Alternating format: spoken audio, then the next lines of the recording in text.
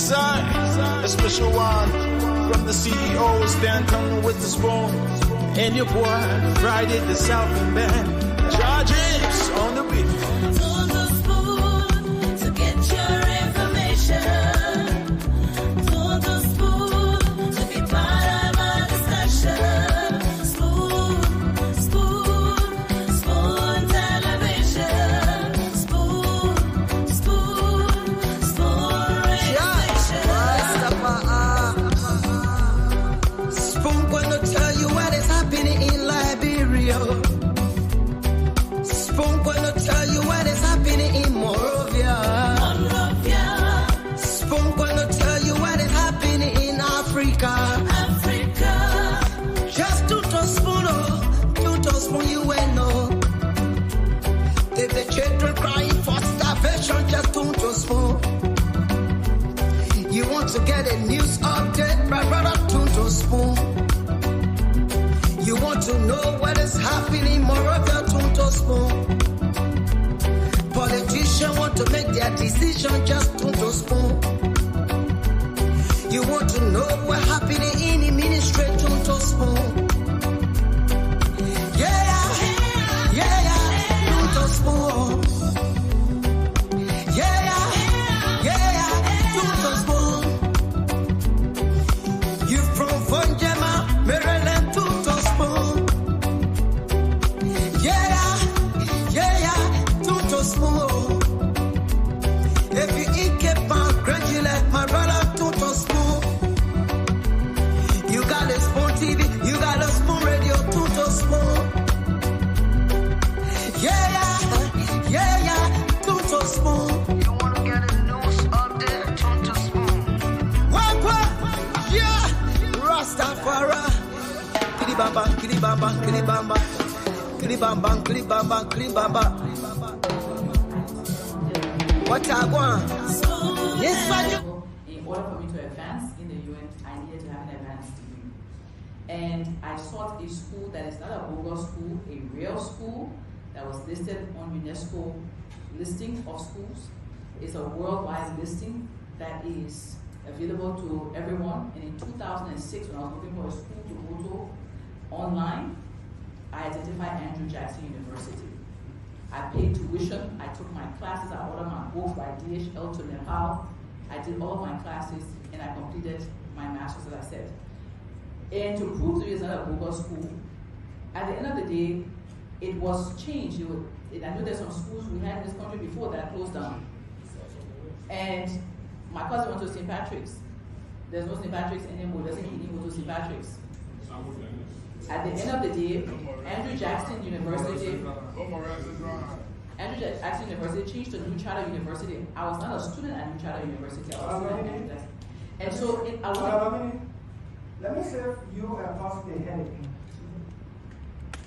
The committee will refer to you regarding your submission of your CV and your academic credentials.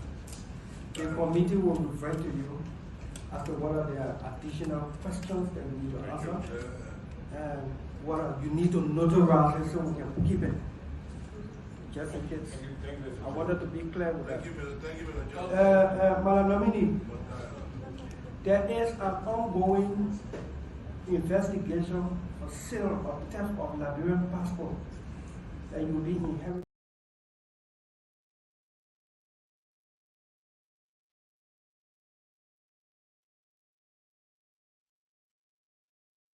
While I was happy, I did not jump to the scene. I was more concerned about what happens after the celebration.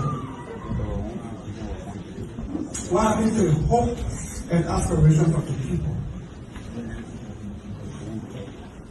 All these celebrations, excitements, cries and yearnings for invitation to go to the inauguration.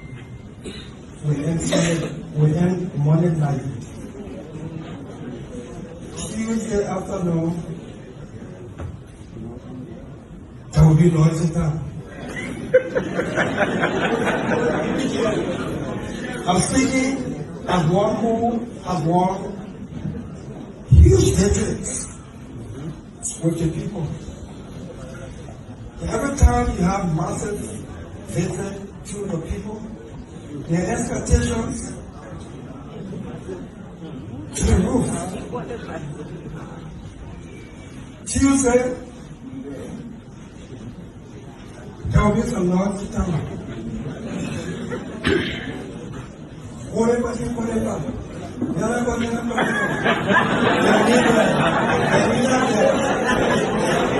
Exactly, bro.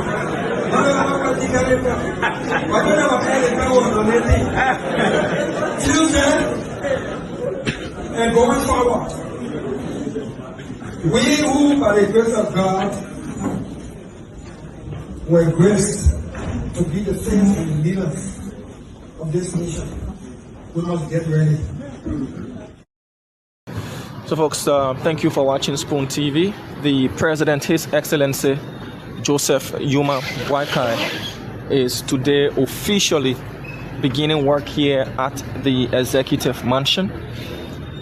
The President is about to disembark this Monday as he is officially beginning work here from the seat of the executive mansion of the Republic of Liberia.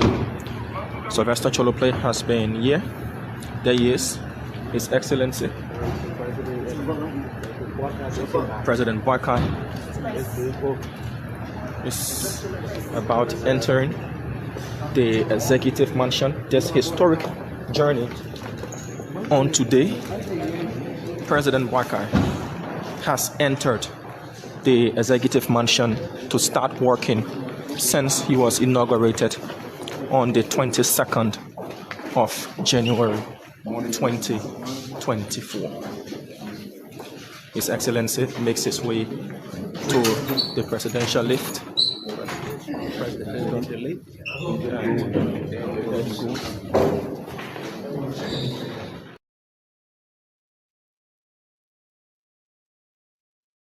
Go back to support. When he became president, the Parkins, the Sylvester Brisbane, he was also Minister of State in Ellen Johnson's celebration before. They all were against Boakai in favor of communists. Now he brought Sylvester Brisbane now to be the Minister of State in his office. When you see Kong, he discouraged. But if Kong had joined them, he might have followed to be a winning school. So we did not join them, and they did not reach the threshold. They did not reach the threshold, and they dropped, and we won. So in the office of the president, Brisbane is there. What do you expect him to do? Do you expect him to promote reform? Do you expect him to talk to the president, put him a phone? Do you expect him to recognize all the recommendations from home? No! He is the right.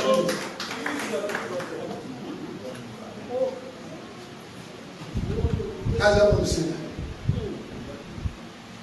Now, we did not know Owen Boakai and Sylvester Brisbane were attending every year. We did not know that Sylvester Brisbane was head of Owen Boakai's foundation. So with all the good relationship between them, why didn't Brisbane support Boakai for the presidency? Why did he want to come in? And after we win, he go bring the coming group and we refuse to support. So do you want us to be the veteran? So you all think about it. You press, you support, it's not working out. We can't blame him. But you should know better too. He's a support man. Help the man. Boss. When your friend who works for you is our political advisor, and you are very political advisor in the camp of money coming down to be your secretary, the chief of staff, how will you look at all who did not support him? They were the proper edge. So we are watching and praying that our Father, man, dear brother, will protect our interests. Yes, sir. A special one From the CEO, stand coming with the spoon. And your boy, Friday the Southern Band. Charges on the beat. To the spoon to get your information. To the spoon to be part. All right, tune to Spoon to get your information to know what's happening in the country, what's happening in the ministries, the agencies. Of course, this is where you get authentic information about the happenings across Liberia. I'd like to say welcome to another edition of the program. This is the late night show, late night politics on Spoon. This is where we get to talk about the trending national issues, objective analysis here on those happenings as they unfold. We bring you up to speed to with the day-to-day activities in the country. And here we come with diverse views, but we all have our eyes on the bigger picture that has to do with the country, the interests of Liberia, because we all want to see Liberia do better. That's why, uh, that's why we all come up here. And I want to say thanks to all of you who are here every night with us. You're a part of this journey. Thanks to those of you making your contributions in the comment section. We appreciate that. As you know, we are streaming live across the internet on Facebook, Spoon TV, Fabric TV, and Super TV. For YouTube, we are there, Spoon Talk Live. I want to say thanks to all of you who have joined us in Radio Lane as well. We're also live on radio. Okay, thank you for that. Yeah, thank you for that correction. We're also live on radio, Spoon TV, Spoon FM 107.5, Fabric 101.1, and Super 95.5 FM. And we're live as well on on on several radio stations across the country. Thanks to all of you who have joined us from there as well. So my name is Nelson Collet. We're here tonight with this edition of the late night show. Today happens to be the 6th day of February, and the year remains 2024. Gradually, we join down the curtains on the year 2024. We're done with the first month, and it's so amazing how things will move so fast, so fast, so fast, so fast. It seemed like yesterday when we welcomed 2024, and here we are talking about gradually winding down the curtains on the first quarter of the year. I want to say welcome. Thanks to all of you who have joined us again tonight. I'm sorry I had to do some quick adjustments here. I appreciate uh, you in the comment section for consistently giving us the kind of feedback, and it's important to what we do here. I want to say thank you for doing just that tonight. So let's move on now. We have a lot to talk about here tonight. Kindly share the program as you come on. Let's have a great show here together. Let me bring in the team. I see our co-moderator Morba Zokia is already here.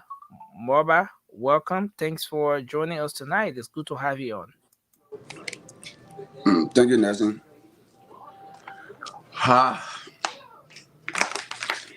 Yeah, why are you acting so what? Uneasy or what? Were you Cool, eating? man. No. I was just I got it. You were okay. You're Yeah. just how you call it. I was just hard. What do you mean? I'm not eating. What do you mean by how you call it? What's the I was drinking water. I was got it. How was the day Let me today, bring man? Josh on. Yeah, I'm good. The day was okay. Let me bring Josh on. Josh, what's up? Welcome to the show. You No, mute you're just. Thank you, Nelson. that, It's that, great to be here, and that, look forward to discussing the issues. that earpod you're wearing on, you have on. The people say it has some camera in it that is spying somewhere. Man, And that is fake. That is There fake you one. The go. man using. That's not a fake one. I feel going. Uh, Mm-hmm. Eh? That is third class, I'll, Johnny. No, I you're don't see right. anything more Because like the other night the man said you are wearing Chinese. Look at Alfred that car with Lee Kuan Yew book. Lee Kuan Yew, The bring other Lee night Kuan the Yew man on. said you are wearing Chinese coat. So the Mm-hmm. guy is sweating. So so now you Yeah. say they're wearing the fake. But it's good to be here tonight. I trust that we're gonna have a great show. Alfred coming in with Lee Kuan Yew book. That for every time you come on with that book or talk about that book, it gets more by off track. I don't know what about that book No, no, no. that That got book. No, actually, Nancy, Mama, that book, right? That book, uh, I will order one, but no, the no, little, Mama, I beg you, it's still soon. no, Let's I'm forget saying, the book. no, but Let listen now. Let me say what I want to say, my man. Mama leave the book issue. No, but listen now. What you thinking? African attest to it that day, at least I get some heads on that book because I just look at the Apple law. I understand the whole thing. I never read the whole book. I ain't got a book. I just went through here, one or two, and grab one or two stuff from there. Yeah, that's a great one. Yeah, and Let I me got bring in no. our brother Yeah. Cindy. He's been down. I'm glad that he's back on after a while, being away. Cindy, welcome to the show, man. It's good to have you, and it's good to see you again. It's good to be back. It's good to be back. The man, listen, How you doing? the man swallow too much GB. My The Jimmy man can has give been you, down. my Jimmy can give you flu. Yeah, the man Yeah, the man said swallow. him You know, down with 9 o'clock on the side, the man swallow in GB. I not get food, my brother.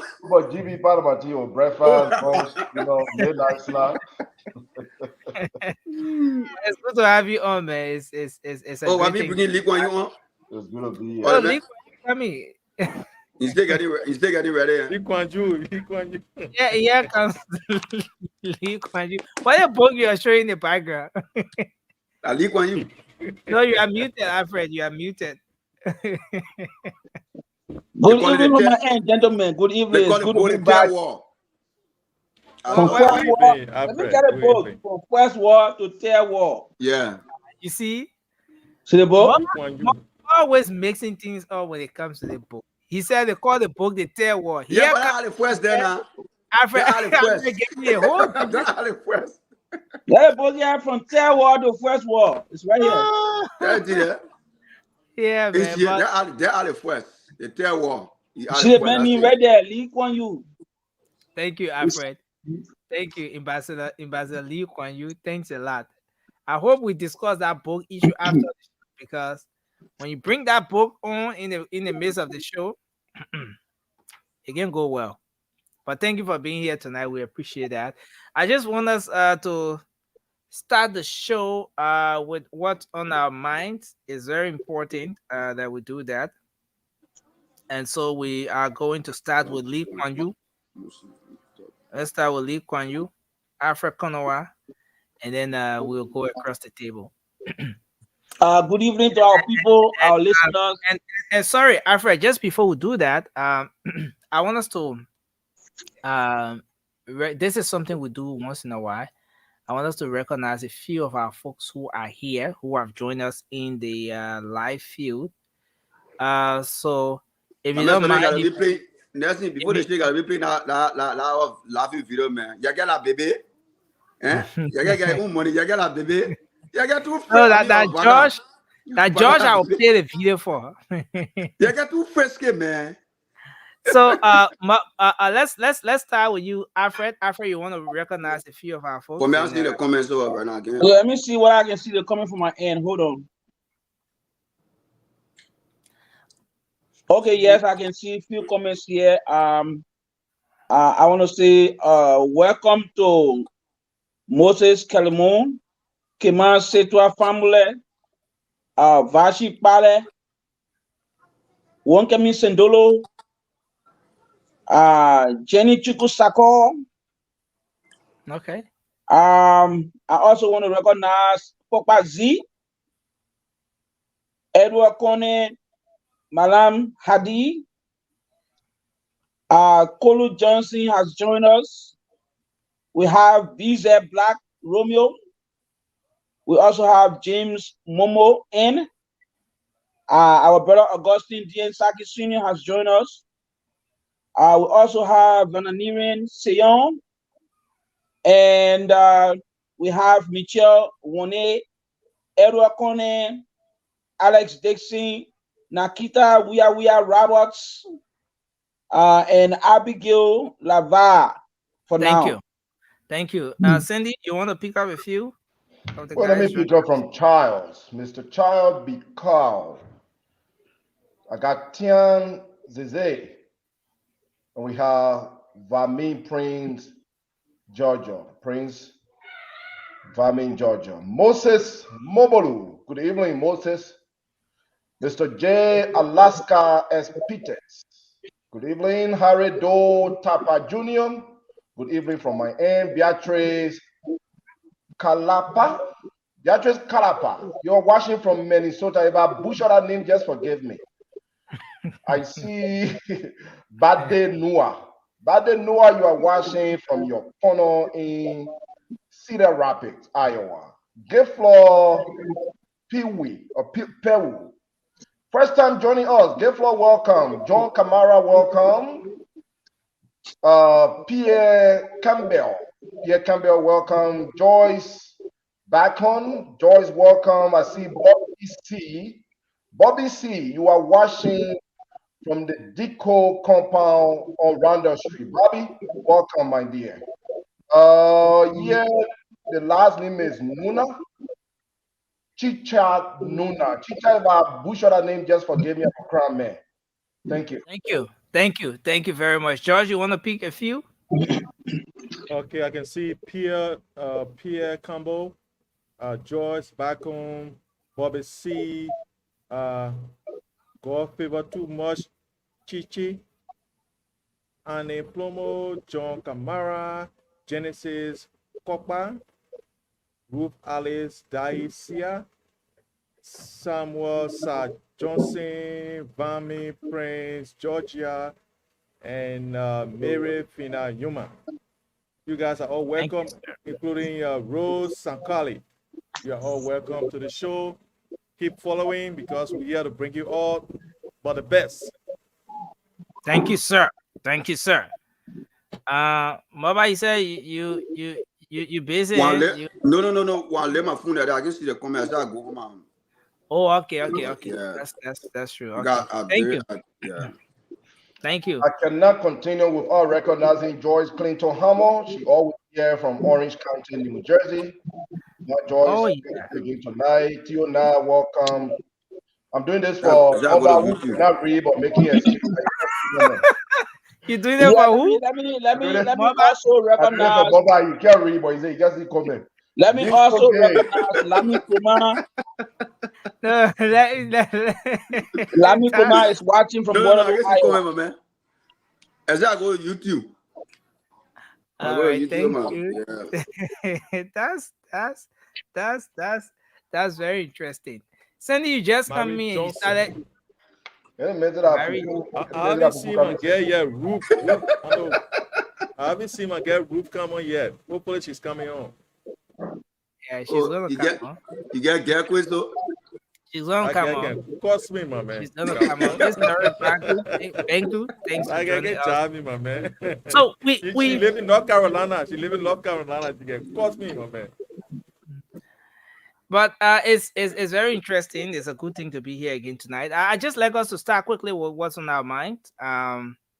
Let's do 1 minute quickly, and then we be out. Sting Bange, are you in Liberia or are you in the US? Where are you? Now, you are the corner. You are the corner. What kind of Like, corner? I thought there was a system of man in my lake corner. Summer Wallow, thanks for joining us. But let's do our quick what's on your mind. Let's start with you, Alfred. Tonight, my concern has been seriously drawn. I don't know whether that is true. I saw a Facebook comment that has to do with the Roberts International Airport. That is our only, traveled airport in a country. And one of the concerns that was being raised was the issue of electricity again. Some are arguing that the boycott, or so to speak, the switch off of electricity at the Roberts International Airport is as a result of sabotage, which I don't want to believe. Georgia government is not coming back anytime soon. So those are in a habit of trying to create a situation to embarrass the officer in charge of the airport. I think that is very unnationalistic. We should be thinking about improving our airport rather than scaring away flights from coming to Liberia. Because if we just sit there and not do something about it, sooner or later we'll not be able to come to Liberia, because that's the only airport we can travel to if we want to come to Liberia. So those are in charge. You please make sure you bring the current back. If you can call the current out to the mansion, that's your business. But that airport, you must make sure current is there 24/7. So those are in charge. We don't want to have a repeat of what we saw during the Georgia government, where plane in the air, people in the plane, then you say no current on the airport, they got to raise people up to carry them back to Freetown. We want that thing happening again. We begging you. Thank you. Please take Liberia seriously. Thank you, sir. Thank you. My man, that different administration, yo. That Magda, thanks for joining us. Officer Hans Johnson, we appreciate you. Thanks for joining in as well. Yeah. Is there mega officer stays on him? Yeah, the element. I mean, how do you call it? That's so beyond your film. And the man came on the show with his beautiful little daughter. I think she celebrated her birthday the other day, right? Beautiful woman. Hey, look at her. Yes, this is not a chase. This is a prescription glasses too. I know more back. If I take all the glasses, my sight. Oh, okay. You got lens. You got lens in it, right? No, not lens. That's a popcorn. American, yeah, Jack got glasses, yeah, run away. So, but let's hear from you. Let's hear from you, Cindy. Cindy, what's on your mind, quickly, sir? Well, first I want to Nelson, thank you for being a brother, for reaching out to me. As some of you may know, I've been sick for about almost 3 weeks. The flu got me very, very strongly, but I'm good now. So Nelson, thank you for reaching out. All of the panel as well, you guys have been concerned. Thank you so much for reaching out. To some of you in the comment section, I've been watching, asking about me. Also, thank you for showing concern. I'm back and I'm strong. What on my mind has to do with the appointment. Mr. Kumi says he needs you. He still needs you in the camp. I was fasting and praying so I can be alive, and I'm here. But on a serious note, the appointments, man, that have been made, some of them are concerning. The untimely appointment as well is concerning, leaving out some of the frontline fighters whose names have not been mentioned so far, concerning.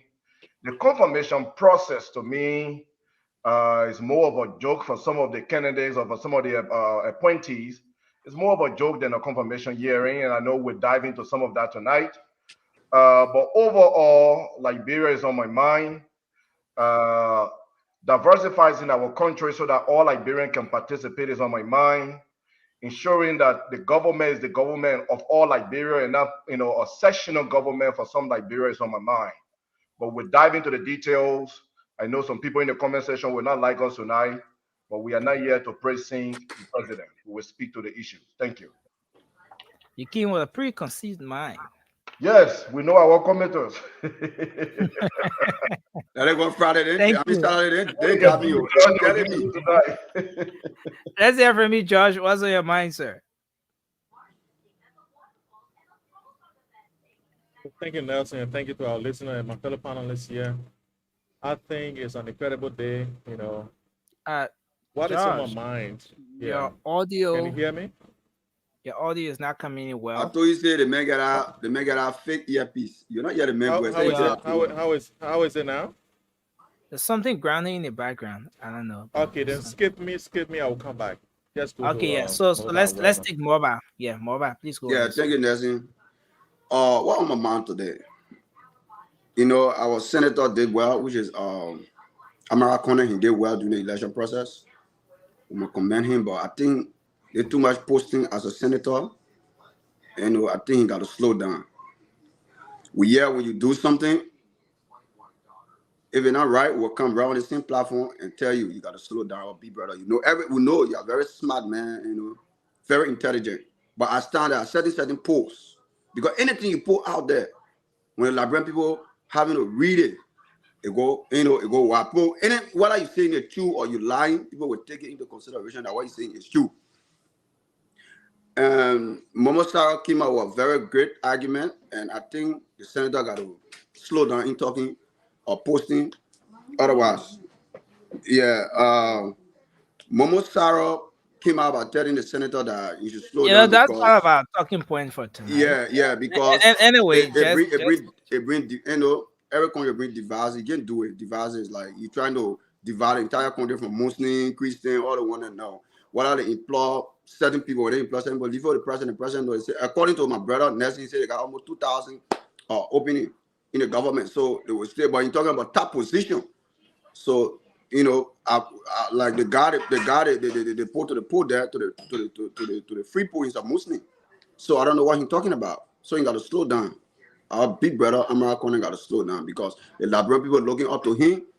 You know, during our election, he did completed well. He was the cause for Godfrey, Spoon, and him. They are the cause to the JMB won the election. So anything he say, people will believe it. So he got to slow down. And as a leader, don't be fast to post. Don't be fast to post. We beg you, American, please. You got to slow down small. I submit. thank you very much. Thanks a lot. Let's hear from you, Magnus, then Officer Hanks. Yeah, good evening, guys. I mean, it's a wonderful thing to be here this evening. And I mean, what is on my mind is Liberia is on my mind. I wait with enthusiasm as the president, JMB, and a co officers take us to another level, to a greater level in Liberia as we transcend to greater economic heights. And also, I mean, today I'm not going to discuss that, but the confirmation today is on my mind. I mean, I'm excited with the manner and the way in which the senators conducted a confirmation hearing today. There has never been a confirmation hearing of that sort in the history of Liberia where you saw competence and you saw questions interesting the Liberian people, questions that are of interest to the Liberian people being asked. So I think that is what is on my mind. Thank you. I think it's a good thing.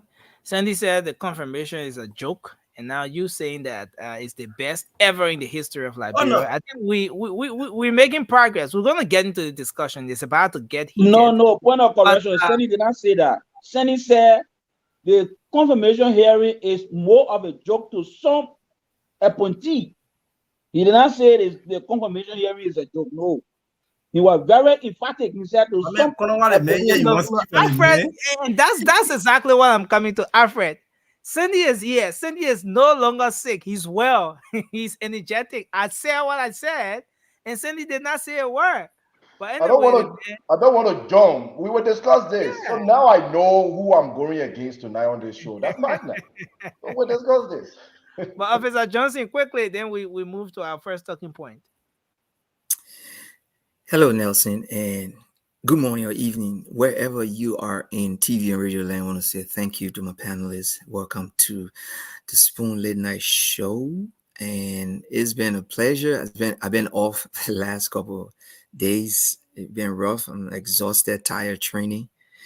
Somebody over there need peace. D Sisse. She said that we shouldn't forget to send shout outs to those on the YouTube as well, because not everybody have access to Facebook, so or does have a Facebook account. So please do say and all of those who are watching via YouTube want to say welcome to the show today. What's on my mind briefly, I just hope that I don't know when President Boyka will be traveling, but my concern here is I want to know how the president is going to be traveling and if they're still going to be carrying on the 25 to 30 different ministers going to meet him and greet him, and they're using the armed forces of Liberia with red carpet. Those are my concerns. I want to talk about it in one of my topics tonight or sometimes later. Some things got to be cut away to save money for this government. Thank you. Thank you, sir. Thank you. Thanks a lot, Officer Johnson. And you're right. So the president started his official work activities at the executive mansion today. Um, for the past 2 weeks, he has been doing all of what all carrying on all of his duties as a president of the country from his home. It was from his home that um the U.S. ambassador and all other guests had to go and see him and stuff like that. But the executive mansion is ready for use, and so the president officially started there today. But what you are talking about, what you just spoke of, Officer Johnson, is a serious concern because um that was one of the messages that the Unity Party, for example, used against the CDC to unseat the past regime. And it was a reality because in the case where the president was traveling, if you want to take a look at the those making it up on the trip, sometimes up to 30, 40 persons. I remember the last uh listing, I think it was a UNGA or one of those activities. Um yes, that was the UNGA. They it had over 60 persons. Over 60 persons that were enlisted to travel with the president. And so when there is a transition, those are just things that a lot of people will look up to. And whether you believe it or not, there are people who are eagerly anticipating to see a change. There are people who are watching just to see the continuation, like George on this platform, for example. George waiting to see this government doing the same thing that they criticize the CDC for, so he can have a point, and but that's just what it is. But it's very interesting that we've been talking about nomination, confirmations, and a lot of other things here on the show. And in the midst of that, um one person who decided to be vocal on this thing is the Bowman County Senator Amara Kane. So Senator, Nelson, sorry, can I get Babylon my County, Babylon 2 minutes as County. well sorry, before we could Not go through? bombing. yeah, sorry, Not Bapolo bombing. County. Oh my God, Lima yeah. County. So yeah, Josh, you had some serious internet issues. Okay, so just take 30 seconds because we're already Yeah, offline. yes, Nelson, it wasn't actually internet problem. I usually sit on my porch, but I think there's some work going on downstairs, so the noise, the guys are trying to drill the wall, so something's happening there. So that's why the noise was coming up. But look, yes, what I got on my mind today. We all, follow the elections and the campaigns and all of the issues that were put forth. One of the things that was actually hard on the mind of Liberians was the harmonization. And now the finance minister has been confirmed. We haven't heard anything. Whether this policy is going to be kept or is going to be let go. And these are the issues we'll be talking about, bread and butter, not people who follow president to go somewhere.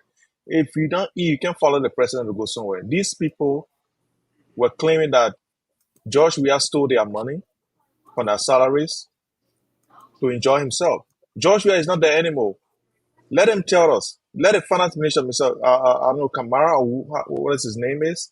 Wema Let him come Kamara. out and tell the Liberian, Wema Kamara, yeah. Let Mr. Kamara come out and tell the Liberian people what is going to happen to them. Are they going to get their money back that was, harmonized, or he's going to continue with what the CDC government left it? That's going to happen now. Then we are going to tell them that this is the beginning of the failed policies or the failed promises that they made to the Liberian people. And this is the thing that is on my mind. But look, I will just leave it as it is right now. Let us go through the discussion. I'm here. I'm waiting. I'm ready. And let's do it. So thank you, Josh. It's a good thing to kickstart the conversation this way. So the Bombing County Senate, Bapolu County, keep saying bombing. The Senator Amara Kane decided to be one of the voices that will be very loud on this issue of appointment. And so he had been speaking out of recent. On one occasion, he did a write-up doing a breakdown of the appointments done so far by counties. And so, as you see in one of the write-ups here, this is one of the posts he made. He said, I don't see the first one of them coming. Let me zoom in on something here. Okay, he said the president promised a minister. The president promised a minister from each county. Clearly, this promise will not be fulfilled. This is Senator Amara Conner writing. None of the 15 cabinet ministers appointed so far to head ministries is a Muslim. The Southeast, which has 6 counties, Grand Gide, Sino, Maryland, Grand Cru, and Riverside, has received only one ministerial River G and position. Riverside. River G and Riverside. Okay, Riverside, that's great. Yeah. Okay, thank you. One ministerial appointment, 6 counties. He goes on to say 5 counties, Lofa, Bonk, Bassa, Nimba, and Bomi, account for 88.2% of all cabinet ministers appointed of cabinet appointed so far. Those of us who support President Boakai must remind him of his promise quietly and publicly when it becomes necessary to help him deliver the promises he made when he campaigned for president. Change means change. So this is what Senator Amara Conner wrote. And then today there was a reaction to that comment made by the Gbapulu County Senator. Well, the senator from Lofa County, Momo Cyrus, decided to take a back on the comment made by Senator Amara Conner. So, in the view of Senator Momo Cyrus, who happens to be the chair on security at the Liberian Senate, he thinks that this statement is very divisive. And let me get to, okay, I'm going to get that uploaded. I'm going to get that uploaded very soon. So, let me see. Okay, so the chairperson or the chairman of the Senate Committee on Security warned Amara Conner to desist from posting unfriendly comments. That's how you term it, unfriendly comments. So Momo Cyrus said the latest appointment from Senator Amara Conner of the latest comment about the appointment or the non-appointment of Muslims in top position poses security threat to Liberia. This is Momo Cyrus speaking. He said this: the comment, that post from Amara Conner poses a serious security threat to the country. And so the Senate Committee on Defense and Security and Veteran Affairs chairperson Momo Cyrus called on Gbapulu County Senator Amara Conner to retract his statement, which he claims has the propensity to plunge the country into chaos. According to him, Muslims are giving top ministerial positions in the country, and so he called on the Senate, the legislature, to take some serious interest in that particular conversation. Well, this is where we are. The first time when Senator Amara Conner made this post, a lot of people saw it as maybe the senator is trying to speak out. It's important for Senator Conner to speak out. When he did the math, not the perfect key kind of math, but he did the math, the calculation, the percentages, everything attached to it. You know, a lot of people saw it as something good, but this is where we are. The chairman on security and defense, the security on security and veteran affairs, Momo Cyrus, says that the comment from Amara Conner, especially the area where he spoke of Muslims not being appointed, the non-appointment of Muslims into top ministerial position.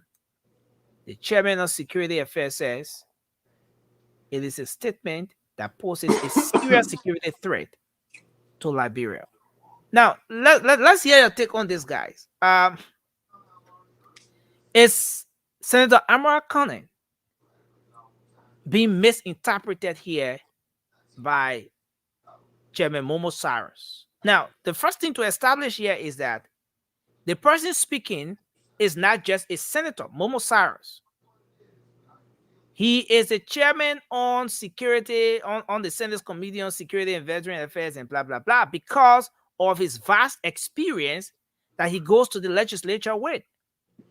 He has operated a security firm in the country, I believe a lot of you know about, that is one of the top security firms. I will not do free publicity for them, but it's one of the best security firms in the country. Well, Momo Cyrus says, with his experience as a security personnel and considering what Senator Amara Conan is doing, what he's saying, what he's writing on social media, it has the propensity to plunge the country into chaos. He said Liberians are Liberians, and there should not be an advocacy that will be only for Muslim. Oh, you're not appointing Muslim and stuff like that. He said it has serious security issues on the country. Well, let's hear your take on this, guys. Is he being misinterpreted? Did he mean something else? And Chairman Momo Sarah is interpreting it as something else.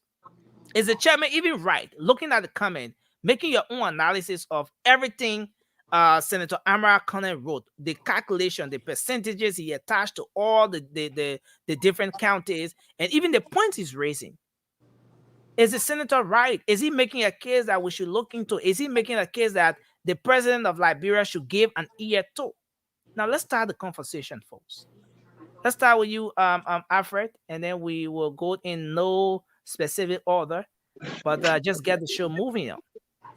What's your take on this? What I want to register first is that the issue of religion, Christian, Muslim, has never helped Liberia. It has never helped Liberia.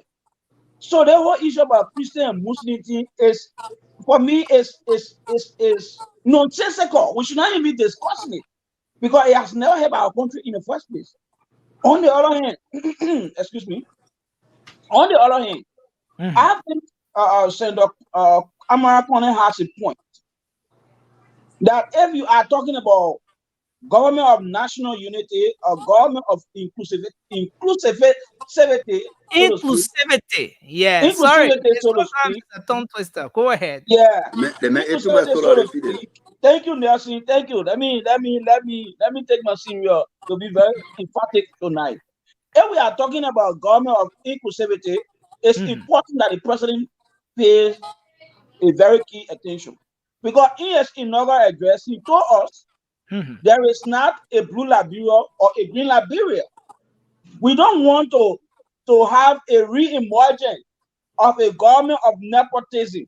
Remember, we criticized the Georgia government of practicing, nepotism. If you look at the Georgia cabinet, we can name them. Okay, so it's important at this very early age for the president to be very cognizant. No. But Alfred, let me hold you there a bit. Alfred. At one point, you say this debate doesn't make sense. Liberians at this point should not be discussing Christian and Muslim and stuff like that. So what I gather from that comment is that you do not support the comment made by the senator when he said that there is non-employment or appointment of Muslims in senior ministerial positions. That debate, that line he's pushing, you don't agree with it. But then you come back to say that this is something that's worth listening to. So how do we reconcile that? No. Listen. Exactly do you stand? No, what I'm telling you, Nelson, is the issue of religiosity should not be the benchmark of our government structure. You said the issue of what? Religiosity. In other There is words, such a vacuum in terms of your nominals advocacy. My man, slow down. Slow down. All the things I don't understand because you keep uniform. I mean, you can just say religion. You can just say religion, but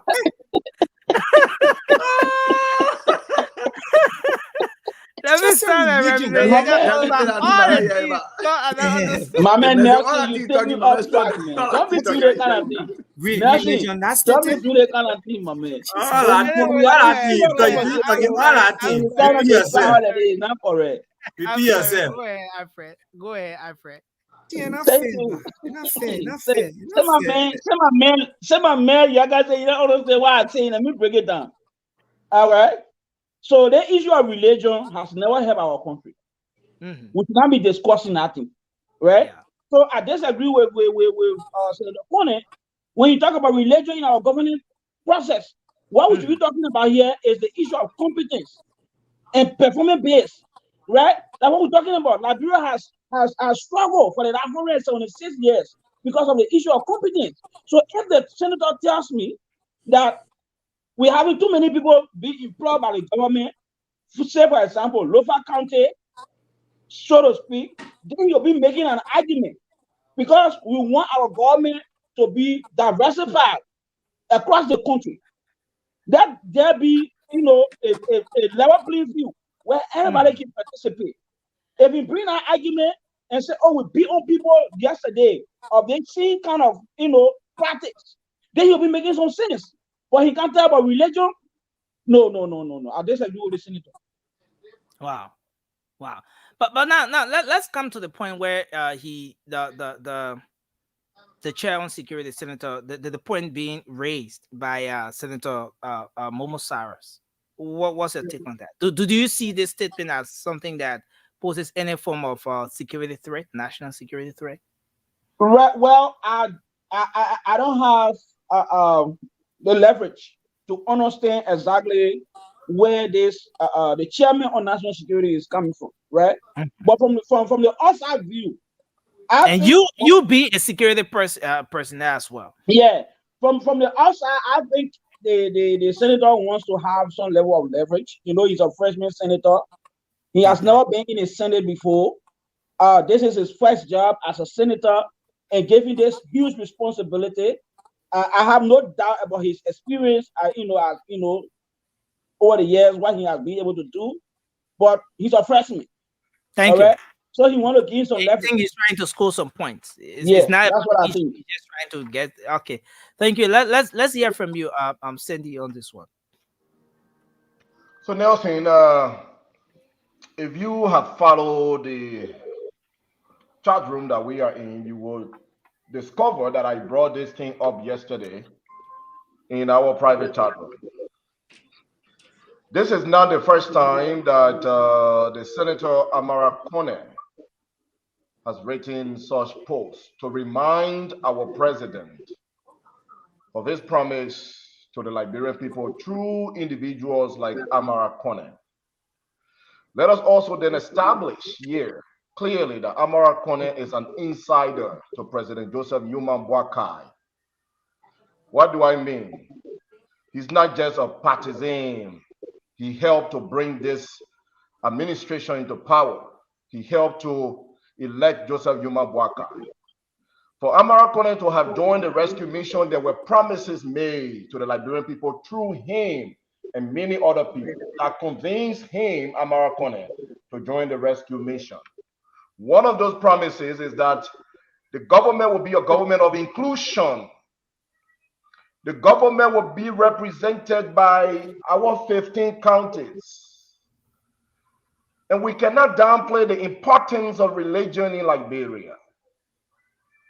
We have a country that is almost 50-50 divided between Muslims and Christian, and of course, other religions. So Amara Kone is not writing something that he was not promised. Amara Kone is writing what he was promised, what the Liberian people was promised through him. This is what we call accountability.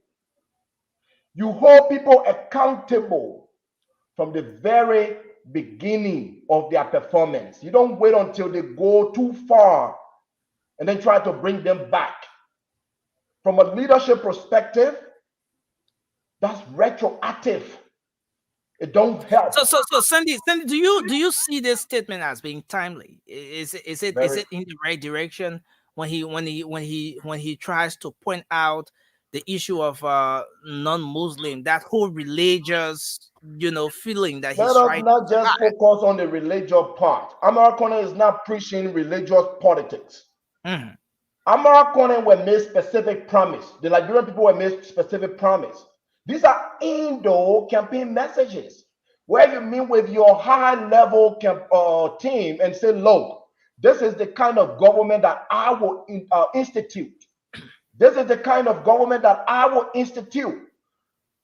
According to American, and our president, the then Kennedy Boakai, told them that his administration, his cabinet, his ministers will have a representation from all 15 counties. And that will also include religiously representations of the different religion, meaning Christian and Muslim. And this is very important. Let me interrupt you a bit. If you go back to the very end of this read up here, done by the senator, he ended up by saying those of us who supported President Boakai must remind him of his promises quietly and publicly when it becomes necessary to help him deliver. Now, Sandy, Senator Amara Conan is one person who has that proximity to the president. He's one person who contributed, like you said, he fought.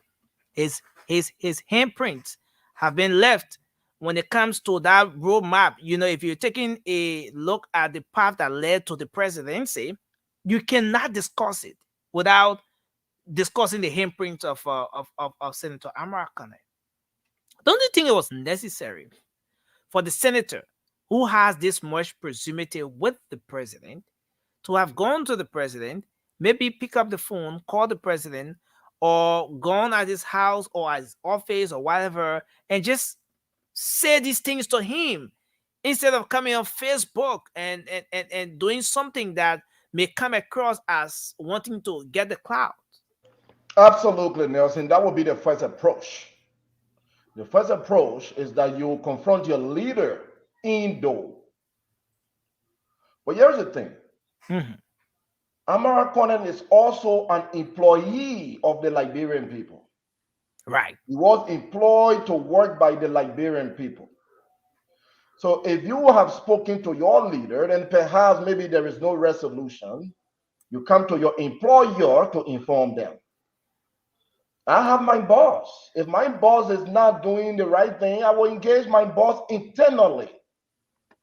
But if my boss is not responding, I will come to my employer to inform my employer of the commitment my boss made to us, all of us.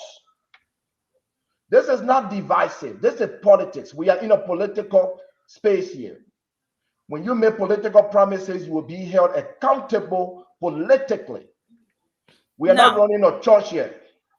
Now, some people see this. For example, Omingo, who's following the show now, sees this, and this is the final one for you. Omingo sees this as, no, not this one. He says, there's one of our viewers who said he is inciting. Okay, so that's Smith. All right, Smith G. Wild Senior says he is inciting Muslim against the government. Do you see it as such? No, that's not what he's doing. This man is not saying Muslim come out and fight. This man is pointing out promises. But don't you think it's early? Finally, don't you think it's too early to start going public and pointing out these things? Amara Conan is saying the president said his cabinet. And Amara Conan made specific clarification. How many of those cabinet members have been appointed? He did the math, the prophetic math. He told you how many cabinet members had been appointed. He also outlined where the appointments are coming from. He said they are, Lofa, for instance, have 5. We are on a soccer field now. Lofa has scored 5. He also then made reference to you that Bond has scored 1. Is that 4, 2, 3? Amarakone outlined the numbers of appointment that has been made. And he said, none of these coming from either Muslims. The southeast is empty. There is nothing yet. Or only 1 from the southeast. One from the 5 southeast. is coming from Lofa. This amount is coming from Bon. This is coming from this. Amarakona is saying, he's not saying there are no more jobs. We understand there are 3 million more jobs out there. But that's not the point. The point is the promise were made specifically for the cabinet position to be equally distributed across the 15 counties of the Republic of Liberia. There's something that's called equitable distribution of employment. Bwaka made a promise. At this point, Bwaka is now fulfilling to his promise. And I'm disappointed, Nelson. You see the old man now bringing his old buddies, his old friends. What about the young people that have fought along with you? Now we're hearing people of 80 years, 79 years. The young people that fought along with you, the new Liberia you promised us. I'm disappointed with some of these appointments. Okay, I'm disappointed with some of these appointments. Thank you. Thank you. That good English. But let's hear from you, George. Is it possible in the first place? Is it possible? Okay, let's agree. President Bwaka now, then Kennedy Bwaka, Ambassador Bwaka, made a promise in the heat of the campaign. Perhaps there's something he was looking at, and he made the promise that every single county in the country will have a representation in the ministerial, blah, blah, blah. But again, it gets to a point where it's about competence. It's about the credentials. It's not just about picking people from those counties. It's about people who you have the confidence in that they can do the job, people who have the requisite credentials and everything. Josh, promise or no promise? Is it possible? Is it possible for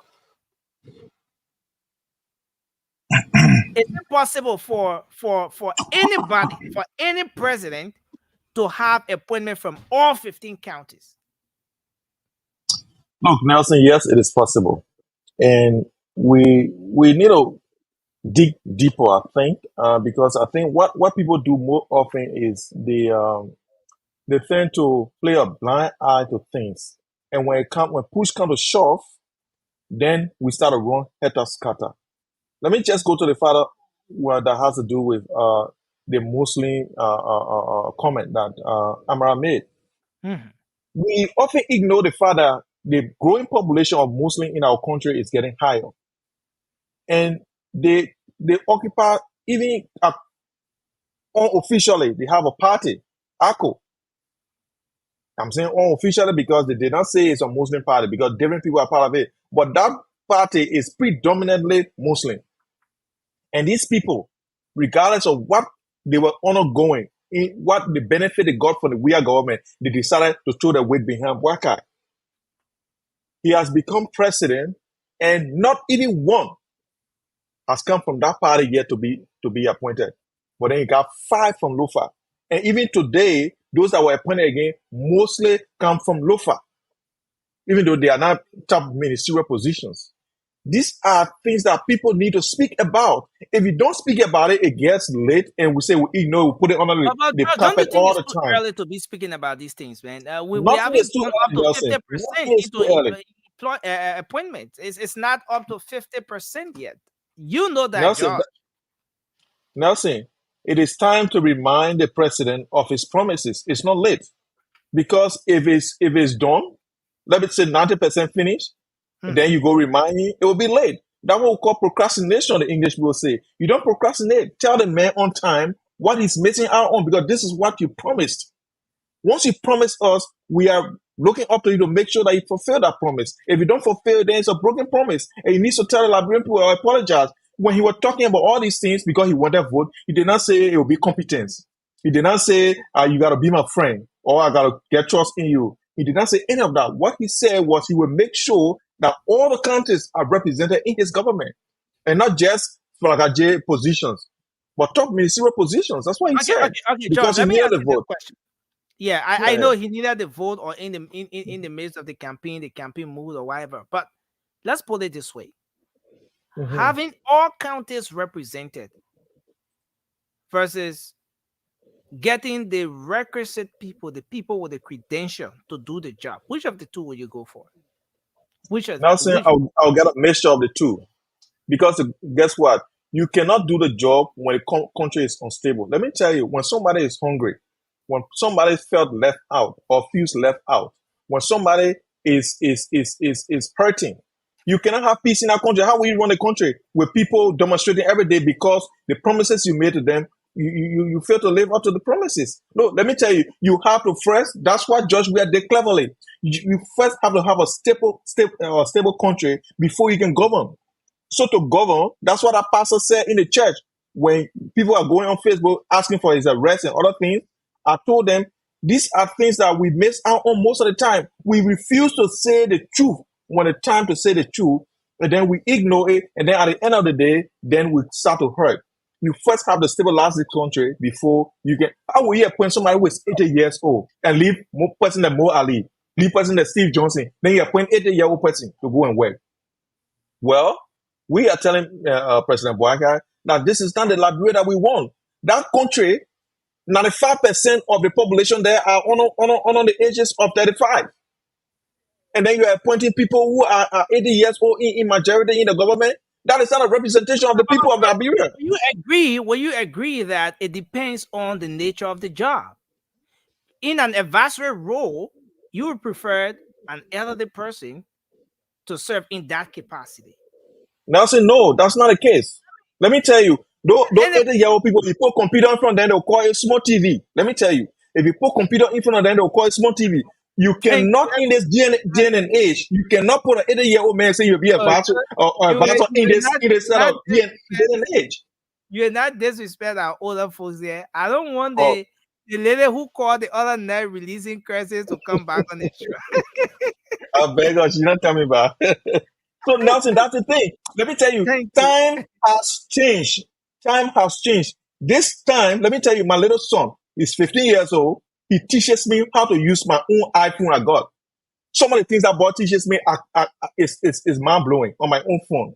So can you imagine you leave that kid out and then bring an old man who, when you see the iPhone, you just say, my man, the thing that use that small TV, then you're going TV in your pocket now.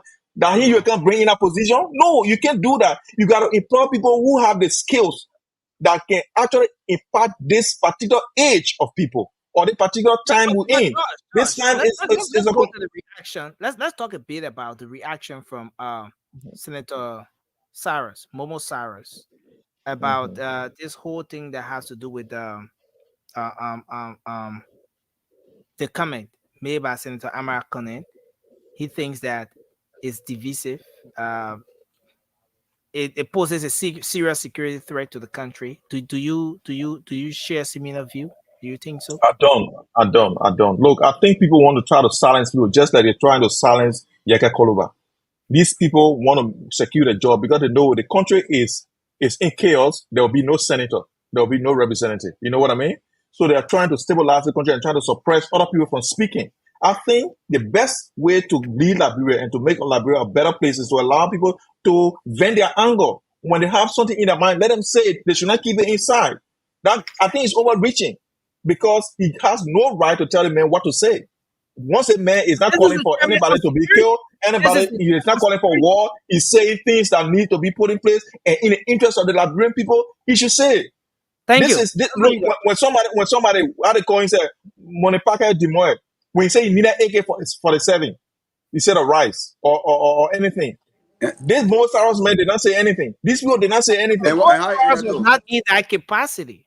He was not serving in that capacity. He wasn't the senator. You think what he says, you think how he says does not have any power. What a guy said. Even what Yega Koluba used to say, did not have any power. Thank you. It did have power. People are When it's good for them, it's good. But when it's bad for them, it's bad for everyone. That's wrong. We need to change our mindset in this country. And Thank before you, Liberia George. be better, we must change our mindset and do it for the better. Thank you. Thanks a Yeah, lot, George. in that particular aspect, you didn't ask me about Sarah Mobile. I mean, response. Okay. Anyway, we'll come back. Out for many days. I get 2 seconds. Come Sarah on. was not censoring any Liberian from speaking out and reminding our president. That was not an insightful message. So to say that, oh, do not speak out, what you're saying will incite the Muslim against the Christian, that's not his role. So I just wanted to add that piece. No. It becomes his role. It becomes his role. That's when he misinformation, Nelson. You cannot say that's not when a he security sees threat. when he sees it as something that's going to pose a serious security threat to the country, because he sits in that capacity as the chair on security. I was reminding Nelson, you promised to give me $10 and you are refusing on security threat. I was reminding Nelson that when you become president of Spoon, you will ensure the balance between men and women, the balance between genders. How is that a threat? The man is reminding the president of what he made, of what the promises he made. Thank you. Let's hear from Moba. Moba, go ahead. Yeah, thank you, Nelson. After Moba, I will give you 20 seconds after it. Moba, please go ahead. Thank you, Nelson. First of all, we all agree that all the nomination the president doing is not in our favor. Calling people in your favor. It's not in my favor. Yes, it's not in my favor because a lot of people who I get favor in the whole thing. Yeah, no problem. You neutral man. Yeah, a lot of people who were out there sacrificing their life and their property were damaged. Some of them, like, they will get security threat to their life. Today, we can't even hear about them. Any part of the entire nominees is a concern for every Liberian, more especially with the young folks. But for Amara Kone to come in, to add this Muslim and Christian issue is wrong. We might not be like we don't know what went on in 2005. 2005 in Liberia was a history that happened in Liberia, the Muslim and the Christian war. People got killed, people lost their life. So if we discuss an issue, let us take religion business from Israel. Let us discuss the issues. Oh yeah, we can attest to it. 2005, when the Muslim and Christian incident occurred, horses got burned, property got destroyed, people lost their life. I was there. I was interested about then. I can remember what's happening. So when we discuss the issue, let us discuss the issue and shouldn't put religion business Israel. Let America come out and say, oh, Mr. President, you appoint so people and we need so people there. Let us go on the table, we talk. What's going on? Let us do this. It's better than for you to add religion in these identical issues. Politics. The way we see politics is deep. You mute, Nelson. You mute. I'm saying, is he right when he talks about the issue with the counties? He outlined the different counties, right? Yeah, Nelson, he may be right. He's talking about the 15 counties. He's reminding the president of the very promises he made. He said none of the 15, in fact, from what he sees, from what Senator Amara Kone sees, he foresees that the president's promise will not be fulfilled. Will not be fulfilled. Nelson. And then he went on to name all those different areas. Yeah, Nelson, let me tell you, we got 15 counties in Liberia. You think it's possible for all the people who will be appointed, right, to come from each of that county? It is impossible.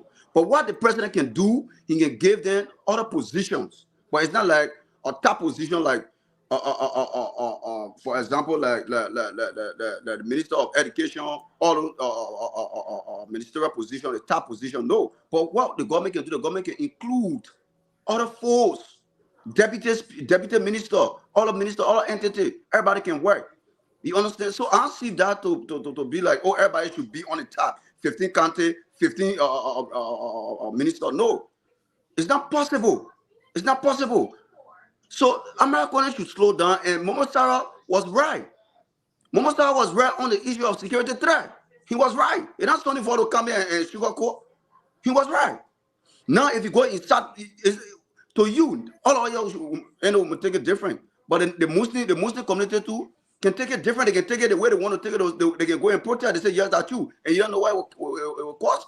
The care, or the outcome will be. So we will not be here in Georgia like, oh, it mean nothing because the way we feel or the way we take it, they take it different. They take it personal. So if you discuss the issue, take religion out of it.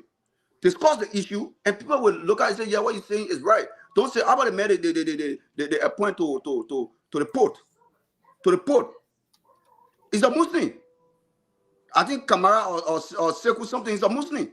The guy's a Muslim. So what you say about him? So it's not something for us to come here and say Muslim and Christian and Muslim. It is wrong. Let a man discuss the issue and we will come here and back him. Americana is one of my people. I really like follow him. Sometimes I go through a whole post every day. I get idea from there. But when you say something that's not right, I will come here and say the truth. We shouldn't come here and say because we favor him when you say the one will say, yeah, no. For me, I don't get problem with him coming out speaking. But for him going out and saying and discussing about Muslim and Christian who get joy, who not get joy, it is wrong. It's wrong. So you should come to check. I submit. Thank you. Thank you. Magnus, let's hear from you. Then we'll move to Officer Hans Johnson to end us on this topic. Oh, Nelson, thank you. I mean, what I want to say to this topic is we as leaders. Can we all mute? Okay, I just muted you, Alfred. Yeah. What I was saying is we as leaders should be very careful because our country, Liberia, is a country that more than 50% of its population are highly illiterate. I'm not trying to insult the intelligence of the people of Liberia, but it's a highly gullible society. The framework of our constitution said it right. They said the government should be regionally balanced. They did not say county by county. They said regionally balanced, right? So I think the argument raised by Senator Corner is fair.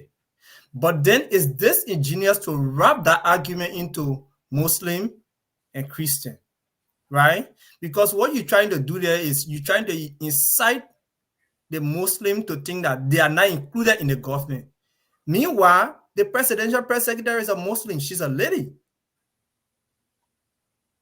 So when we are doing these things and we're making this statement, we should be careful to not intend to push our own interests and try to protect or present ourselves to be the chief advocate for certain group of people.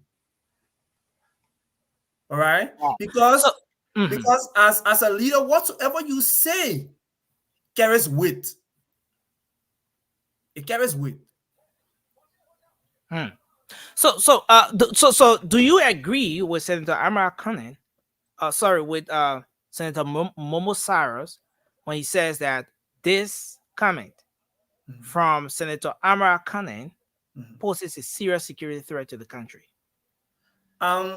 What I would like to say to that is I don't think it has elevated to that level. But what I'm also trying to warn us against is we as leaders, Amara Conan is a leader. I'm very sure Amara Conan knows what he's saying and he knows how he's saying it. Because first Amara Conan talks about county and then he specifically mentioned Bapolu County doesn't have a seat yet. That's his county, that's his base. And then he talked about Muslims, right? Those are blocks he's trying to look at. And then he talked about River Cells, River G, and the entire southeastern corridor. Entire southeastern. Meanwhile, Sino has a seat, right? And then there are other people. Government is not, for me, I feel like government is not all about cabinet positions, right? There are autonomous agencies that are very powerful, more powerful than even some of the ministers. Like my brother, I would rather be manager at MPA, deputy director at MPA than to be minister for post and telecom. Thank you. Those positions are being distributed. So let us, while we remind the president, we should also be careful with how we send our message. Because do you agree with Senator Momo Cyrus that Senator Amara Conan needs to retract that statement? I don't think he needs to retract that statement, but what he needs to be told is sometimes the content of the message, right? And the way you are communicating, right? Mm. Some of these things, like to say, oh, no Muslim person have gotten a cabinet position yet, should be said to the president's Indo. And Okay. then you have somebody who I think Mamaka Beledi, I don't know if it is a man or a woman, but that person is a cabinet minister. So there are Muslims in the government, even in the party, there are Muslims. But if we want to rally the votes of the Muslim people, we should look for a way to do it and not try to put they're not trying to make it like one religion against the other, or not try to make it like, oh, you people voted this person and the person is forget, because that's the message people are trying to send. You people voted this Thank you. person and the person is trying to forget you. Thank I'm you. here Thank you. advocating for you. So when Tanka, you see me as your chief advocate. Thank you. Thank you very much. Thanks a lot. Officer, okay, Alfred, you want to take 20 seconds quickly, then we move to Officer John. Yes, like I say again, this is a dangerous path that Senator Corner is trying to track on. Like my brother rightly said, the way you speak and the context for which you speak has weight. We saw what happened in Germany when Adolf Hitler started his rhetoric of seeing Jewish people as being enemy of Germany. We saw what it led to.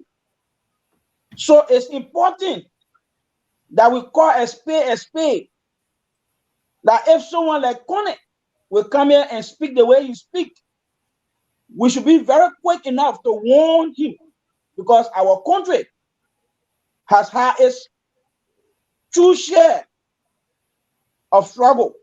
We don't want the repeat of what happened in the past to be repeated now. Most of Thank our you. young people, let me just close on this. Most of our young people right now, they are thinking about better life. They want to improve their life. Some of them want to have good education and they want to have better life. We cannot allow these people to use rhetoric to divide us. Thank you. Thank you. Thank you. Officer Johnson, you want to make your point on this? Sure, Nelson. Listen, Magnus lay out a very good premise, and I would like to, and everybody, in fact, for that matter, I'd like to buttress on that. The idea of Senator Conan, coming from, and Alfred, please mute your phone 1 second. Getting feedback. Thank you, buddy.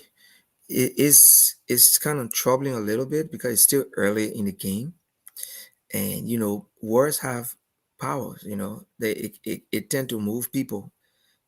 So, what's the idea of bringing a Muslim? Now you're speaking on behalf of the people in the southeast. Sooner you're going to be speaking for the people of Nima as well. Now you got Senator Johnson on the other hand, bringing his Nima Kabalika issue. Then so it's just too much. There's too much pressure on a government that came to replace a government that we all sat here and said that was in it wrong. The fights too much. Senator Connor any day can go midnight or any time of the hour he can get he can get up and drive to President Boyka house and meet the president and sit with the president in close door. And nobody will stop Senator Connor. Maybe some other senator will be stopped, but not Amara Connor. Mr. President, this is the situation. This, that. So my thing here, I'm looking at the Muslim, if he appoints somebody of this faith, what were other people with other faith that voted for Joseph Boyka too? There are other smaller faiths in Liberia. Some people who say they don't believe in no God. What if they start posting? I know there are some senators in there who don't believe in God, who don't believe nothing about religion. What if, or representative, what if they start coming too? So this is just not okay, because if the Mandingos, who we all consider Muslim, but not all Mandingos are Muslim, right? So if he start appointing Mandingos, and he's come and we see Mandingos in government, and he claiming and he's saying that then Mandingo people come and say, well, you're not appointing Mandingo. So they rigmarole too much. I suggest that, no, it may not sleep him and stop it. I suggest that Senator Connor should slow the pace a little bit, work with the president, Senator Johnson, too, on the other hand, is bringing out huge pressure. You have one of the biggest seat in government, the vice presidential seat. Well, God forbid, anytime a President Boyka is unable by health or God forbid by death, you the next in line. What more do you want from Nimba? You know, Grant, there's a joke we had amongst ourselves in another group. We were laughing. The Southeastern people supported President Weah. If they get one seat, that one person representing all of them. So nothing spoiled on that one. Let them take that one seat. Let her go in the first couple of years and we live with it. That was just a joke. I mean it like that. But it's becoming tiring with the bigging here, the bigging. Everybody wants something. You're supposed to serve the country, serve the people. Okay. And Magna says something very interesting. Me, if I were in that situation, I don't want any ministerial post. Autonomous agency. Take example of the military and the police and other agencies. Look how many people of different faith are in those organizations. So you can't sit here and say the AFL. I don't want to say they are more Muslim and Christian, but the AFL is almost equal when it comes to Muslim and Christian and other faiths are in the AFL, and you don't hear these kind of problems. Likewise, look at the DEA, one of the biggest positions in this country. We gave it to Muslim. So it is not okay to say such. It's troubling a little bit because we So, have we have had our share of Christian and Muslim small war in Liberia. We have had a share. Just because you are associated with a tribe that is of a Muslim faith, people got killed. So we don't want that. We don't you want know, it. this is very interesting. Officer Johnson, you have a background in security and all of that. When the chairman on the Senate Committee on Security, Senator Momo Cyrus, comes out to make such a comment, especially to a point where he says this statement poses a serious security threat to the country. Do you subscribe to that? Just making your own analysis of the statement all by itself. Do you agree with him that it in any way poses security threat to the country? It does. We are technically kind of surrounded by three Muslim countries, almost Sierra Leone, Guinea, and predominantly, let me use the word predominantly Muslim and Ivory Coast, right? And Senator Saras bring someone in the field for a couple of years, probably have more experience than me, as you can sit here and see. He knows what's have happened in the world, what's been happening in the world to these kinds of things. There are books out there I can't recollect right now to just bring face value to you, but there are countries out there where we have had these problems with statement people making it, especially when it comes these two fake. There's problem. Look, let me just say this to you. I know there's not Christian and Muslim, but there's Jews and Muslim right now fighting in the Middle East. You see what happened? One side want to cease fire, the other side is raging hell on the other. These things here, Senator Saras is right to tell the senator to slow down. I don't mean, I think talking to the senator saying take it back, it was kind of a little harsh. As a fellow senator, there are ways you can approach it as well.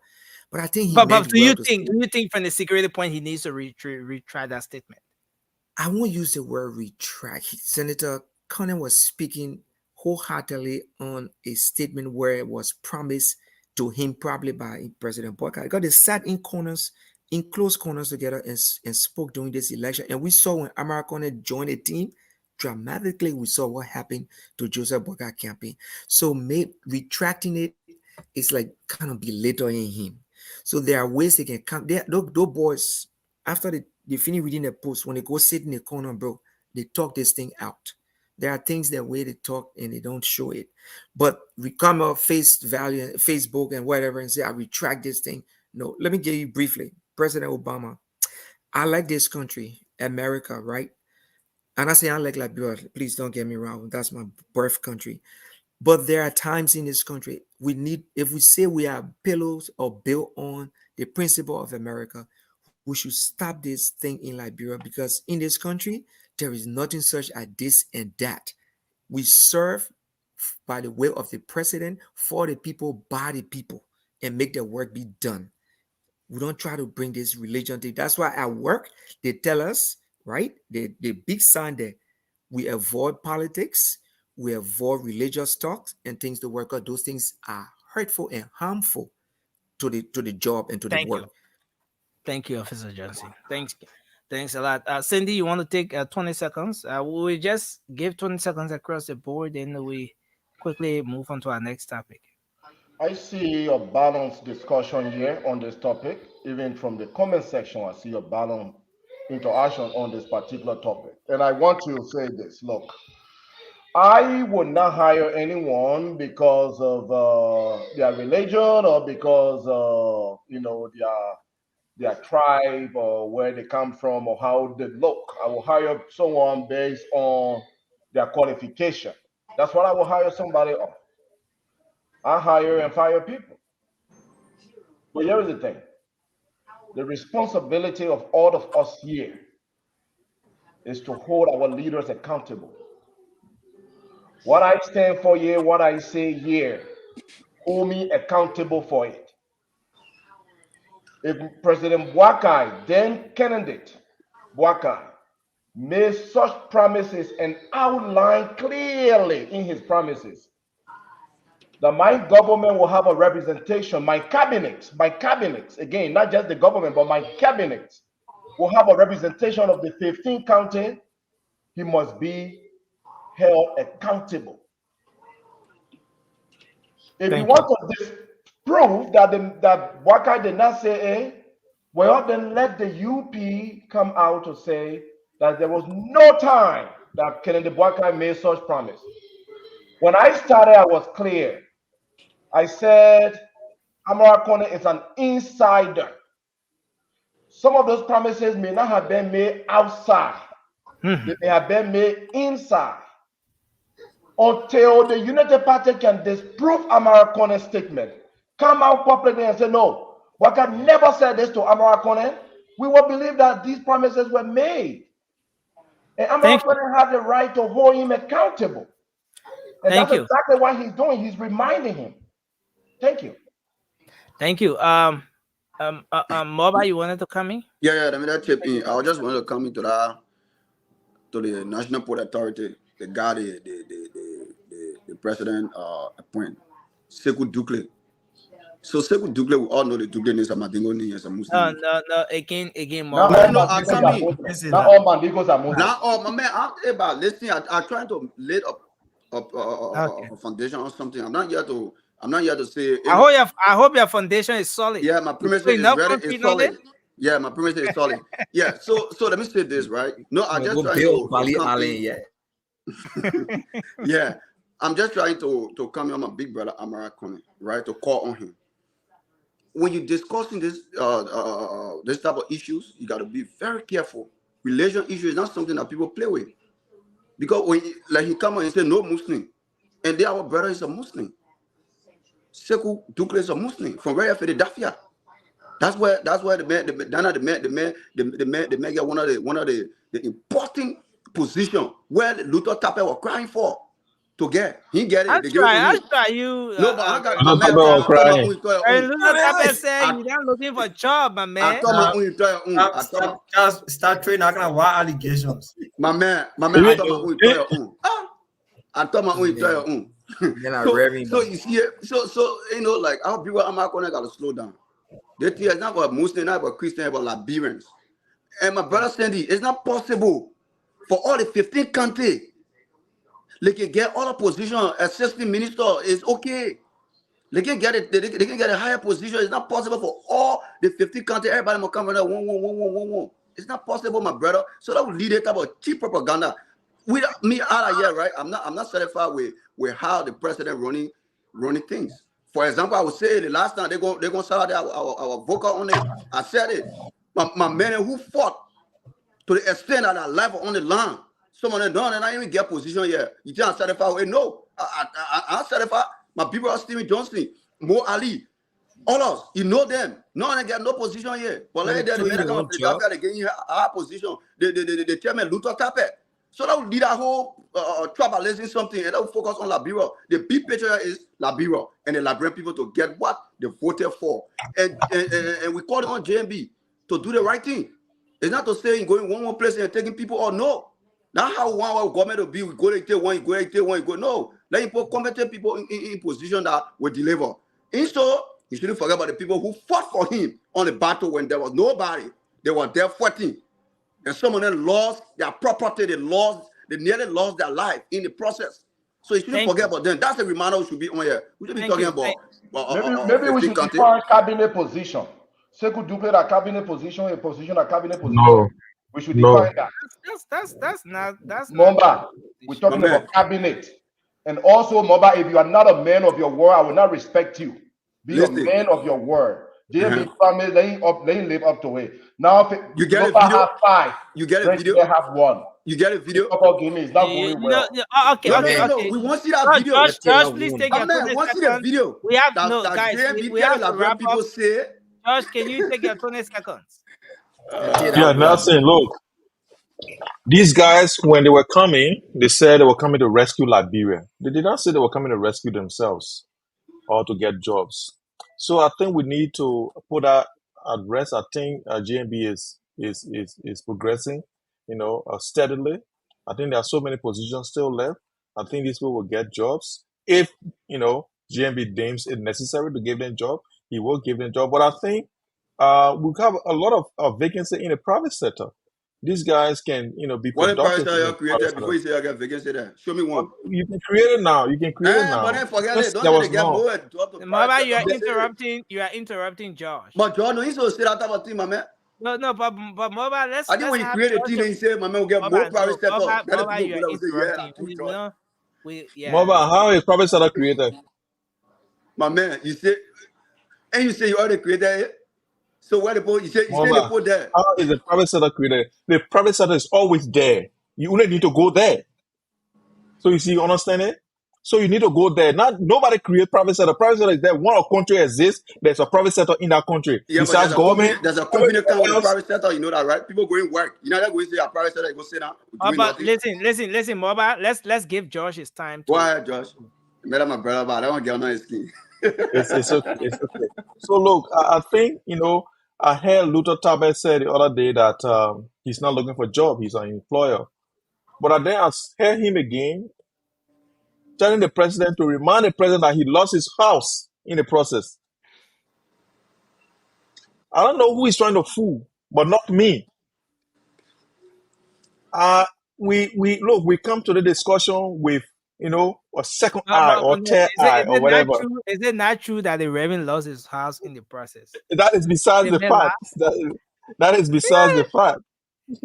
That's besides the fact. Look, when I told you guys yesterday, I agree. He said he lost his house. Yeah, generator put a house on fire, and he felt that because he was a chairman. That's why people went. That completely another thing. All the houses are burning in Liberia now. I don't know whether the government is against them. So the thing is, Nelson, I said it yesterday that look, we are not strangers to the politics in Liberia. We know how things work. Luther Tabet put people together to go and protest at the president's house, and he come pretending as if he doesn't know what was going on, and he said he want to quiet them down. These are all political, maneuvering that happens. These things we are looking at, but we know that Liberia is for every one of us.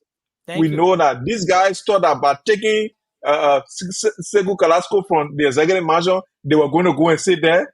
They are not going to sit there. Other people will come from America to go and say that because guess what? We are people who are jealous. We got a crap mentality in Liberia. Once Moriba and myself grew up together, my life should not improve beyond him. If my life improves beyond his life, he will accuse me of stealing. And once he accused me of stealing, he want me down. He want to pull me down until I become to a level. That's what they have done. Because, George, we are employed 99.99% of the cabinet members just within Liberia. Most of them did not come from overseas. But when they saw that, they said, "Oh no, we can't stay there for people to live better life than us." You are also very incompetent. Very incompetent. I'm not talking about. I don't know, Magnus. You are trying to interrupt me. Nelson, this guy interrupted me. Let me just finish.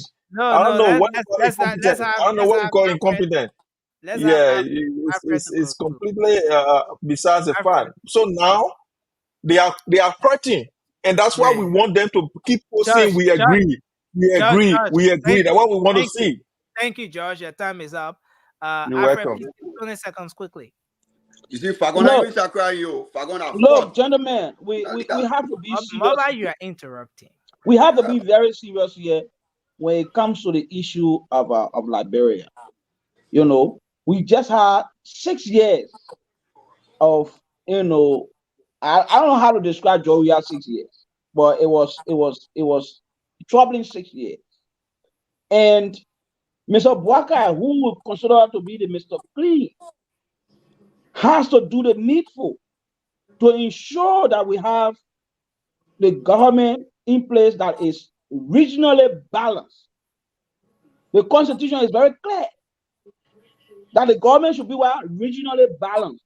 And say because you from local country, you the smarter person, you can occupy the whole place. No. So I agree with Mr. Conan when he talked about reminding the president about that regional balance. I agree with him. But I also disagree with him when he tried to manipulate, that same statement in order to win some level of political clout, to see himself as the savior. That's why we are saying no. Let us call a spade here. Mr. Conan was wrong by trying to bring in this Muslim and Christian thing into the picture. He was wrong altogether. On the other hand, too, Senator Momo Saros, considering his vast experience he called himself a security expert. But now he call himself the man. My man, get him married, respect. I want to say this, Mr. Saros. There have been a lot of things that went on in our country he never spoke against. And he in the intelligent community.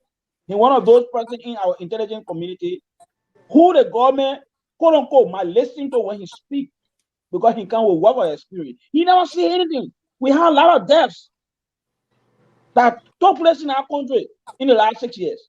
I never hear Momo Saros speaking. Only because he's senator today, so he want to get political cloud to see as the more refined senator from local county. He should start talking here.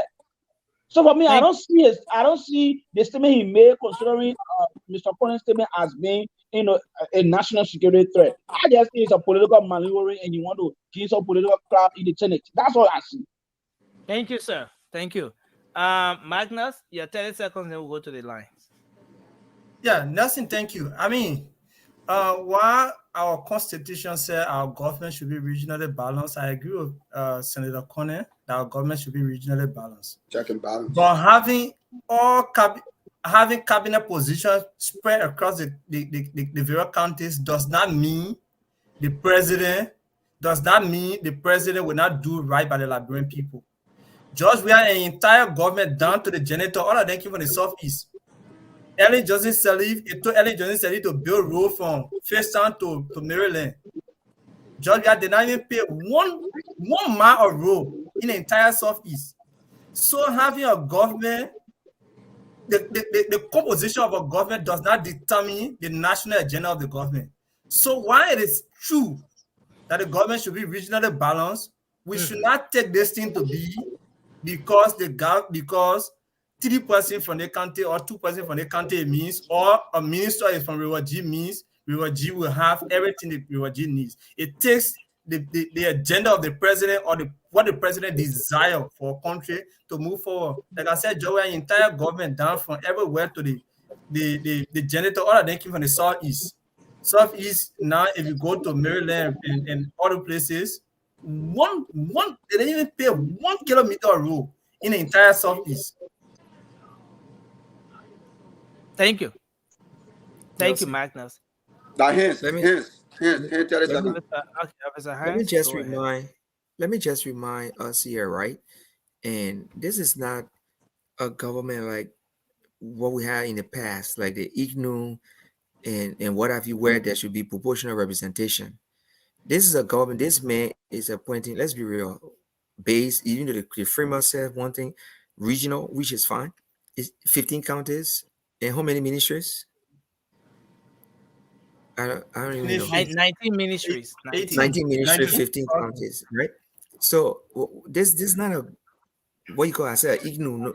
A lot of people on the floor don't remember IGNU government, IGNU, Amos Sawyer past government, or Ruth Perry, or Walter Sangawolo. This is not a proportional where we came from war, or Judith Bryan government. That was the most recent. No, this man is appointing based on the capability of people potential people that will help shift his government to take it from the past and bring it up to a level where to international standard again, because we have lost that path.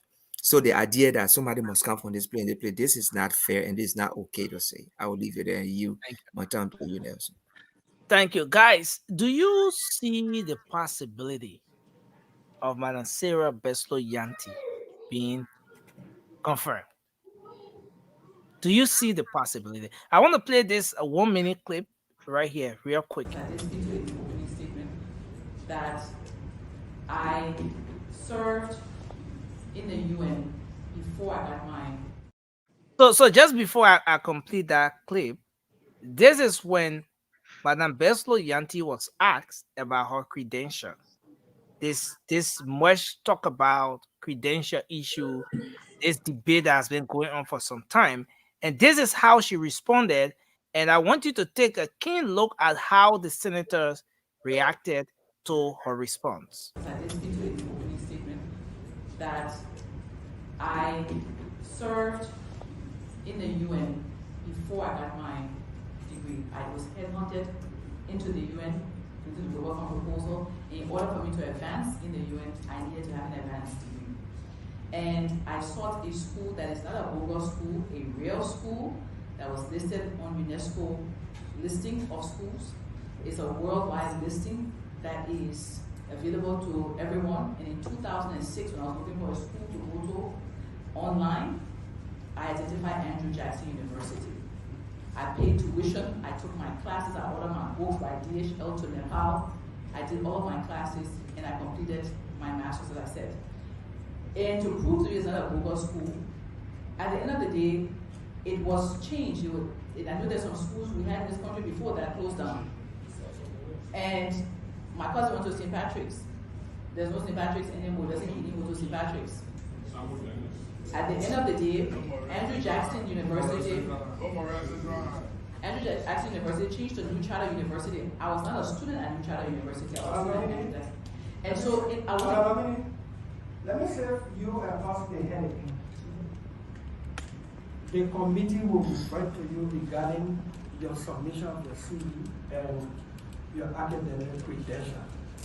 The committee will refer to you as to what are the additional questions that you need to answer and what you need to notarize so we can keep it. Just in case. I wanted to be clear with that. Madam Nominee, there is an ongoing investigation for sale or theft of Liberian passport that you will be inherited. There is an ongoing investigation. So guys, please mute. There you have it.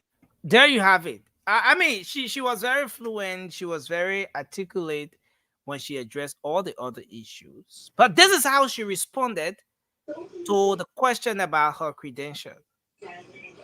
And guys, please, if you have your TV or something on, you can just mute that. Then, in the process, while she was responding and all of that, some of the senators, when she spoke of Andrew Jackson and the place is closed down and the name has been changed, then some of the senators went on to support her statement by saying no Central High. The other school in I is this again. And then in no time, Senator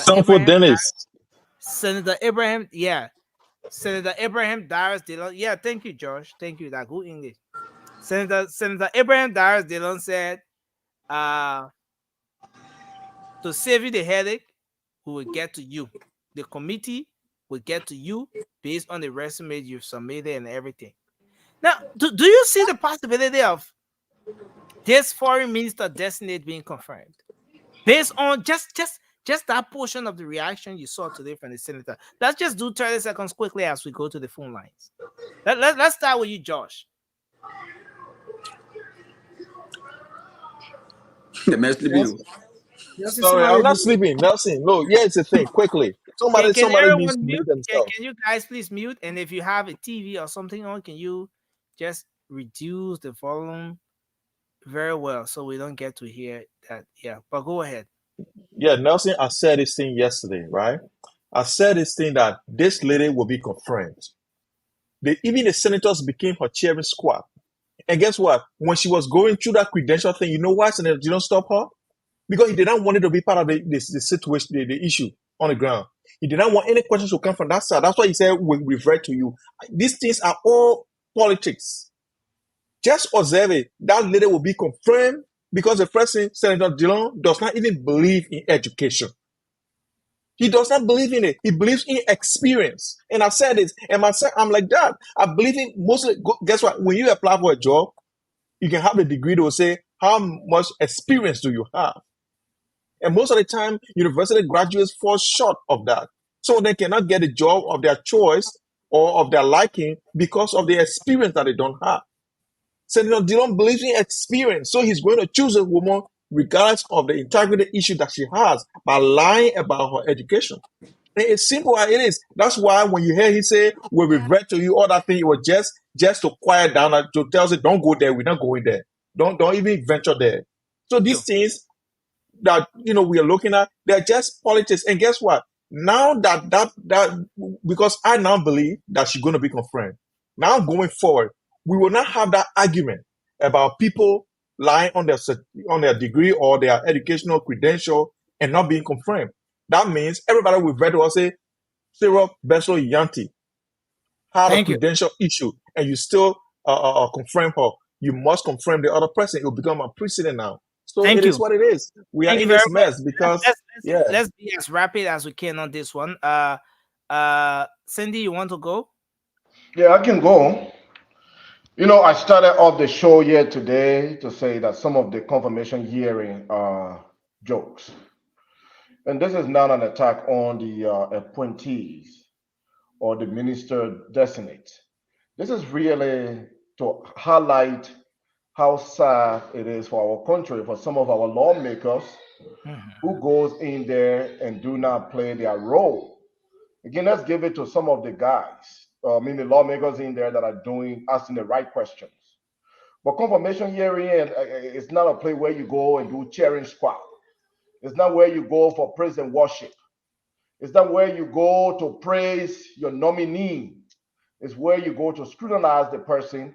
Were they having a cheering squad for her? Some of them. Did you sense any praise and worship? Some of them, my brother. Some of them were just praising. Oh, congratulations on your experiences. You have good records. Look, you can praise the person, but focus on asking the right questions. We want to know their background. We want to know their experiences, their credentials. How do they fit in that position?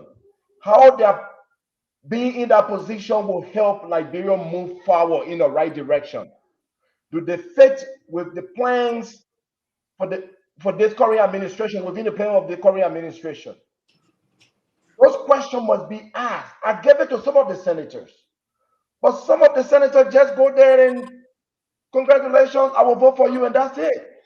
They do not represent the Liberian people, and that's very sad. Let's come back to your question, Nelson, on the line of a credential. You know the credential issue has been in the news. Our good friend Martin Collins has flagged it. The lady, I must give her credit. She has great background, work experience-wise. But it won't take rocket science to tell that when a person is deliberately holding some information back or struggling to present or speak on certain issues, you know that there are some questions. Nelson, did you sense that she was struggling? When it came to the presentation of a credential, you can see the difference between that and when she was presenting or talking about her job experiences. I will speak to a opening statement that I served in the UN before I got my degree. I was headhunted into the UN to do the work on proposal. In order for me to advance in the UN, I needed to have an advanced degree. And I sought a school that is not a bogus school, a real school that was listed on UNESCO listing of schools. It's a worldwide listing that is available to everyone. And in 2006, when I was looking for a school to go to online, I identified Andrew Jackson University. I paid tuition, I took my classes, I ordered my books by DHL to Nepal. I did all of my classes and I completed my master's, as I said. And to prove to you it's not a bogus school, at the end of the day, it was changed. I know there's some schools we had in this country before that closed down. And my cousin went to St. Patrick's. There's no St. Patrick's anymore. Doesn't he go to St. Patrick's? At the end of the day, Andrew Jackson University teaching, and we're funding what is necessary. That's also very important. Looking at where we need to be, what needs to be there, who needs to be there, and then making sure we have value for money in terms of what we're spending in foreign service. But we have to support our foreign service officers and ambassadors who are doing a phenomenal job representing Liberia out there. Thank you. So, I thought to bring that in because I wanted you to have an idea when Cindy spoke of the two levels at which she presented. The both personalities that she brought across today. But yeah, Cindy, just wrap up so we. Nelson, and thank you for playing that. You saw passion when she was talking about her role, her jobs, and what she brings to the table. And again, I said this woman is qualified. I will say this based on her experiences. I say she will do a better job than the one we just had there. I will say so. I want to argue that she will do a better job in that role. But you can also see her education, her credential, when she was talking about it, you saw how she went down. It became a minimum discussion, right? Nelson, one of the things that I will be on fire talking about is my academic credential. I've spent a lot of time acquiring that. I'm very proud of it. So when you ask me, and there's a question out there about my academic credential, and I'm in a public forum, and you ask me, oh, Senator, you were not here, I'll be on fire. But you saw the difference. And again, I'm not accusing her. I'm just making reference to the two different presentations today. But I say she did a better job than even the senators that were asking her questions. Thank you. Alfred, you want to come in, or let's take Magnus, then we'll take Alfred. Nelson, thank you. I mean, for me, I can tell you that Sarah Besler Nyanti will be confirmed. She'll be confirmed not just because of all of the trivial matter that we are talking about, she'll be confirmed because there is no sufficient evidence to nail this woman down or to crucify the woman for what you say she's done. First, you came out and said the woman degrees are bogus and fake. All right. So Nelson, when people tell somebody, I'm sorry for us to break this entire fine confirmation hearing today to just academic, because there was a lot of fine things I would say. But let's deal with this academic issue, right? When you say somebody's degree is bogus or fake, the first thing you want to know is there are fundamental questions you ask. Does the university exist? That's one. Yes, the university exists. Did the person go to the school? That's the second one. Is the school accredited? That's the third one, right? So when you have all of these things, the school exists. The school is accredited. Yes, the woman attended the school, right? And then people will come and say, oh, but then she attended the school for five months. So you want her transcript. So you came from the degree being fake to the school didn't exist. Now the school exists. She did not graduate from the school. Now you went to the clearinghouse. Her name is there. Nelson, I don't get a master's degree in America. You go to the clearinghouse, you will not see my name. You won't see my name. All right. So now you're telling people that she spent 6 months, so she must bring her how you call it, her transcript. So what you're saying is, if you want to tell us that this woman is not qualified, she doesn't have the academic credential, provide a transcript. Go bring the proof.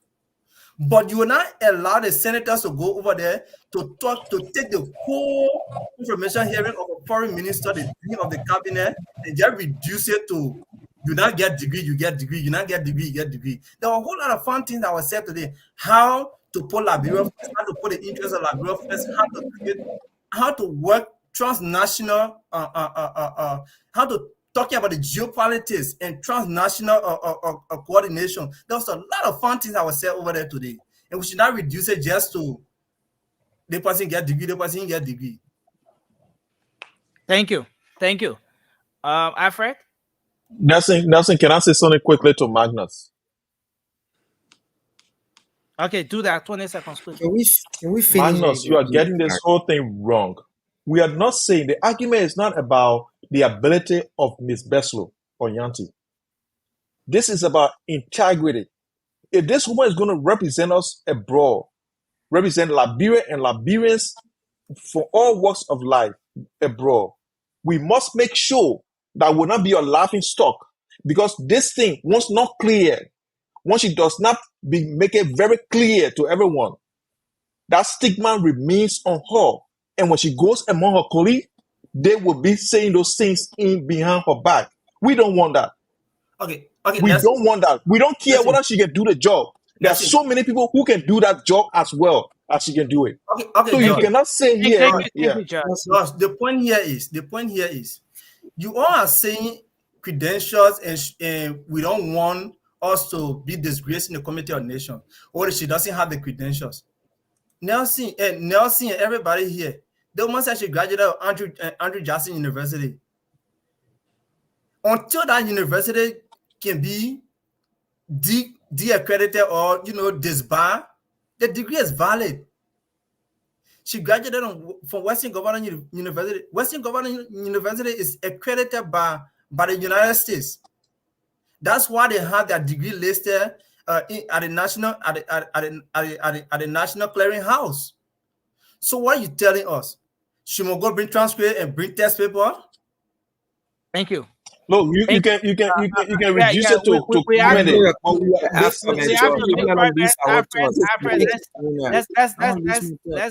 let's give Alfred the time to.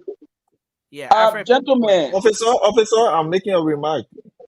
Alfred, yes, let's have Alfred to go ahead. Alfred, please go ahead. George, thank you so much for giving me the floor. We gotta be serious here. The Liberian people are represented by 30 senators, and I agree with my brother Jalayu here when he talks about some of the senators that went over there to just go and cover the space. Look, when Brett Kavanaugh was nominated by President Trump, the criticism, nobody criticizing of his academic excellence.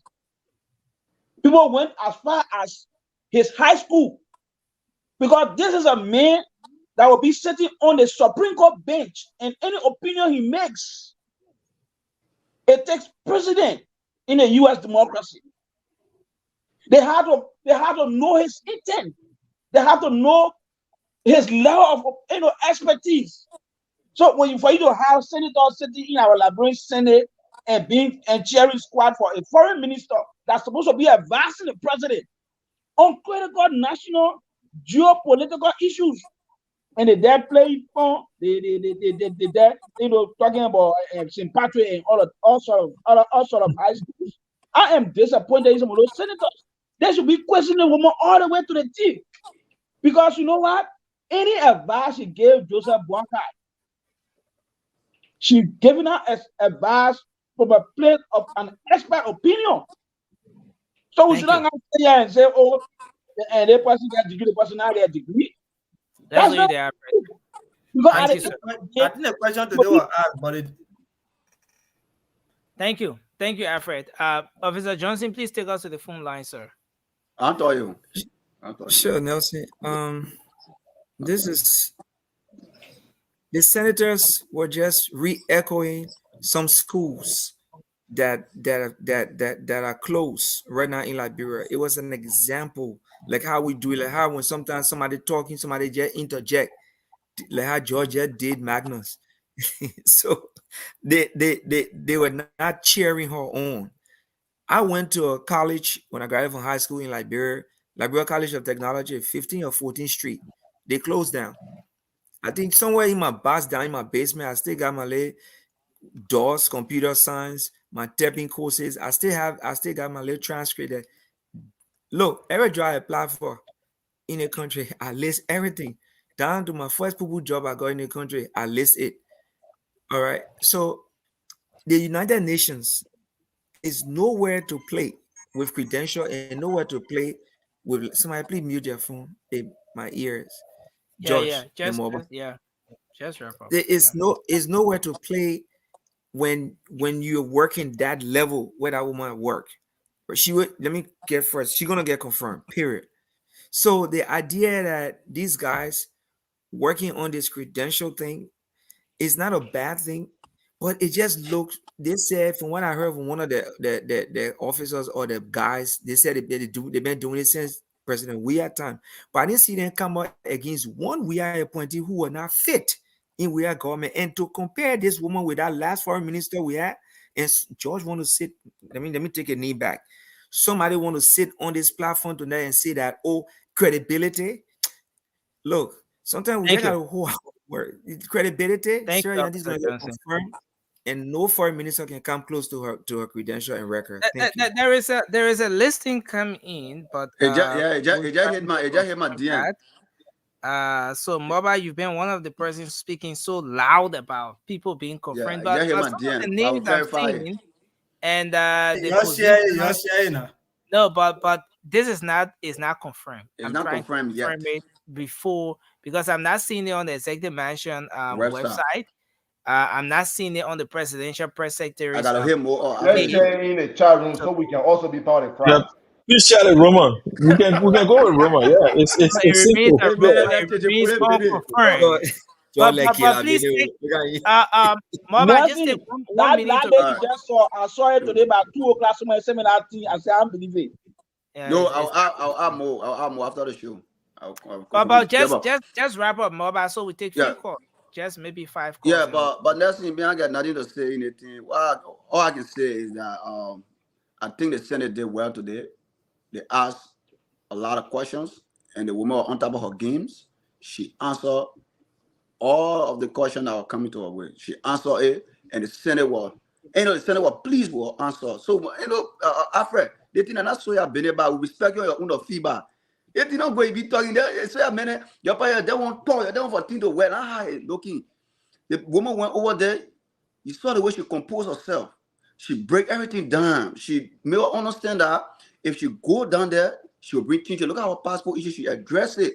Look at our embassy to all the countries. She said she will address all the issues. She will make sure that bro will get her respect on the international scene. So let her look at all the things. The woman graduate, you go in Canada, the woman get her paper, she show it to the people. thank you. Man, go in Canada. What are you talking about? The My woman graduate, man, the woman did. My man, the woman is eloquent. She's very smart. Look at the woman We're supposed to be talking about all the things that answering happened in our to this conversation senator. here today. They may not even want to tell, but they want to tell about. But wait, let me wait. Put your hand up. Let me talk my own. Thank you. Thanks a lot. Let me conclude now. Let me Thanks conclude. a When I lot, conclude, Mobile. Thanks I a lot, agree, but let me Mobile. We conclude have to now. take 30 few- second conclusion about 30 seconds. No way. let's take few calls, man. Our folks The man could have come no further, man. Yeah, they really Yeah, want but hey, man, I congratulate let's woman. take She'll get just a few confirmed calls. by the Senate. Yeah. So Yes. we'll take very few calls. Plenty. 055-101075 is our local number. Someone know And the then job. we'll take this person here. Hello, you live? Your name and where you call from? My name is Desmond Finlay, and I'm calling from Australia. Okay, Desmond, please. Thank you go guys ahead. for the show. I just called it late. I wanted to talk about what Heinz was talking about. Heinz said that when he said the government is not an LTG, whatever it was, it's not a transitional government where it had to be proportional. Heinz, the Constitution is not a what you call it. It's not a will thing. It's required by law. But the Constitution said the government should be proportional. And I'm saying, Mr. Poika, if you decide to, right? The Constitution said proportional. What the Constitution requires. You in your statement implied that, oh yeah, if Mr. Poika found qualified people, all of them from LOFA, that's your implication there. If you find qualified people, all of them from Grand Crew, Okay. and we are did. Thank you. You find qualified people, all of them from Pastor, they can serve. That's not what the Constitution requires. When it says something in the Constitution, what I want to tell you that my point here is a requirement, it's not a will. Thank you. Thank you. Let's hold you there and take this person. Hello, your life, your name, and where you call from. Okay, we lost this person. Let's take this one from here. Hello, please go ahead. Your life. Nathan, how you doing? Yes, sir. Okay. First of all, I would first like to say thanks to the panelists, but many of your panelists on our show are not security people. No, I agree with Hans. we have security people on the panel. Hans is a security officer. Yeah, that's why I say I agree with Alfred Hans. Konowa is a security personnel as well. So, but go ahead. Former. Okay. You see the issue. I got two things to address here. The first one deal with Amara Kone. Amara Kone said they are not sufficient or Muslim have a key position within government. Yeah. That's a security threat. Now, security threat is not about you holding gun. It's about the information that you pass on. 2005, this thing happened in Liberia. I was there. I saved so many Muslim people's life. Even the Muslim guy, the Christian guy, Juke never here stop me. I went and stopped him. Now, let's go to the issue. What happening now? Some people are arguing too that saying no too much Muslims not in the government too, Christians not in the government too. That's a security threat. And from there, we'll start going small. For immigrant man, it will go to another stop. Now, let's go to Musa Berete. Musa Berete said something today, which of course I disagree with him. He said that as far as he represented, he will make sure that nobody will be dismissed from the post. The Musa Berete is the president. They say nobody will be dismissed from the post. The post not belong to Musa. So he must understand that coming in this, he must understand that people are the way and pleasure at the MD. So anytime they can be changed. Musa Berete is not the one that running the post. Thank you, sir. Let's do that and see if we can take another person here. You can keep your calls coming to the numbers here 0555101075. Let's take this person. Hello, you're live. Let's hear you. Yeah, please go ahead quickly. From Kakata, Magibi County. Let's hear you quickly.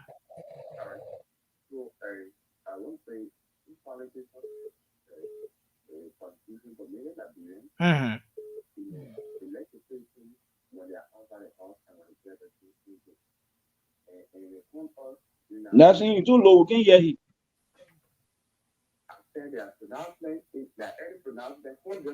Can you guys hear him? What our current president said, I think he was too experienced to make those statements. Most people. Thank you.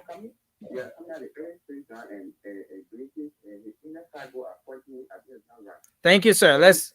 And last thing for Sarah Yandi, I think the degree at that program because when you check on the internet, yes, the politics. Thank you. Thank you, sir. Let's see you there. Hello, you live? Hello. Okay, hello, Emmy. You're live on the show. Let's hear you. Thank you, Nelson. I just wanted to do a little input on the American thing. Okay. I think Senator Momo, is that his name? Momo Cyrus? Yeah, Momo Cyrus. Yeah, I think he's right for what he said to American. American, like we all know, he's a brilliant, smart man. But some people, I think, like when they do one thing and you start to praise them, it gets to their head and they start to go crazy. I think that's what's going on with him. And what he did, I think that was trying like right me to the base, and it was nothing. Like my brother Cindy said, it was a private indoor campaign promises. So why can't he go back indoor and go ask to hold the person that made that a promise to him indoor to hold that person accountable? Why would you come and stare or something like that? We got the guy at the airport. We got Kuda for fun, right? We got AB Kurma, and I think other people too. So you mean to tell me those big positions, it means nothing because they are not ministers? That's absurd for us to come and want to do a Muslim and Christian thing here. And I think our contribution to Allah, we should be united, not to be telling them. If you want to hold the government accountable about something else, let it be. But can it be good? It shouldn't be all Mandingo, Muslim, Bassa, Christian. We need to get away from that Thank you. and talk as Liberians. Thank you, Thank Emmy. you. Thanks a lot. Let's take the second to the last call. After here, we take the last call and then we're done. Hello, you're live. Hello. Hey, Nelson, how you doing, my brother? Yes, sir. It's good to have you on. Good. Hey, I think there is so much too early for this public outcry for jobs. I think there are more fundamental issues that we need to focus on as Liberians. First of all, we should be praying for laws to be restored in Liberia, because when you have laws, you make your country attractive, and you make that country attractive. Guess what? You're gonna have so much foreign investments. And when you move in your country, you expand the private sector, you strengthen the private sector, and then you expand the economy and employment. How many people are going to work in this government? Most of the folks that you're talking about, they are professionals. Okay, I hear about Stephen Johnson. He's from America. He works in this country. I mean, he can still come back to work here. If you don't work in the first, you got 6 months. You don't work in the first month. You still have a couple of months from now to be hired. You don't have to get on board right now. Thank you. So the whole issue about working now should not be the issue. We have so much issue to talk about. Thank we you, got to sir. strengthen those branches of government. That's the first thing we need to be focused on right now. Thank you. Nelson. Thank you, sir. Thanks a lot for your contribution. And then we take the final call now. Is Dr. Kelvin on the line? Dr. Kelvin, it's good to have you. Yes, thank you. Thank you very much, Mr. Kule. Hello, guys. Hello, fellow panelists on the show. Hello, fellow Liberians, and those that took up the time to listen to this program. It's very important, and want to appreciate all you guys on the show for your different contribution. Speaking of the security threat by Honorable Omar Kane, I think it was not good, but I think it's something that hurt him in tenor. So he had to express it. And what I can be able to understand is that I think that that we all think that he had chance to see the president all the time. I don't think he have that chance now. So he don't have a chance. Do you think that's why he's speaking out? That's why he's speaking out the way he's doing, right? Yeah, Mr. Kula, let us understand that he said also in a record, he wrote and said that you have to do it in privately or publicly. So if there are two dimensions, so he tried privately, it didn't work. So this is why he coming up publicly. And to extend on this, you Prince Johnson also said about the simple thing. I'm not coming was talking on religion, but this is another side of the story. What Prince Johnson is talking on the line of country land, the bodies. Thank you. Saying that so many people are not.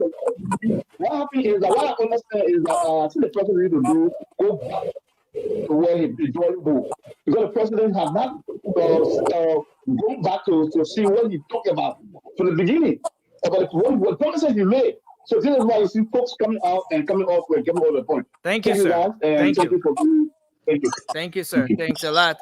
Well, that ends our call-in segment. Of course, we will take calls tomorrow. But I just want us to do our closing in 30 seconds quickly because we're seriously out of time. Magnus, you want to kickstart the process?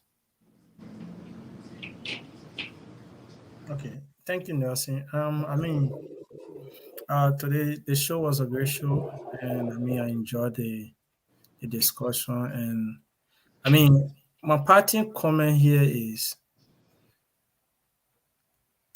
the government is just taking flight, and we almost be able to, help this government take flight. All those who work to bring this government to power. What we also must not forget is the government must be inclusive. While it is true that we need this government to kickstart and keep the ball rolling, the government must also be inclusive. Everyone who fight to get this president to the executive mansion must be represented. But also, we need to be careful so as not to throw out inflammatory comments, right? So Senator Cornyn is right when he talked about regional balance, but also pointing out issues of religion. I mean, we've been down that line, and it's not the right line to go. Thank So you. I think lastly, the confirmation hearing of the foreign minister Destiny today was very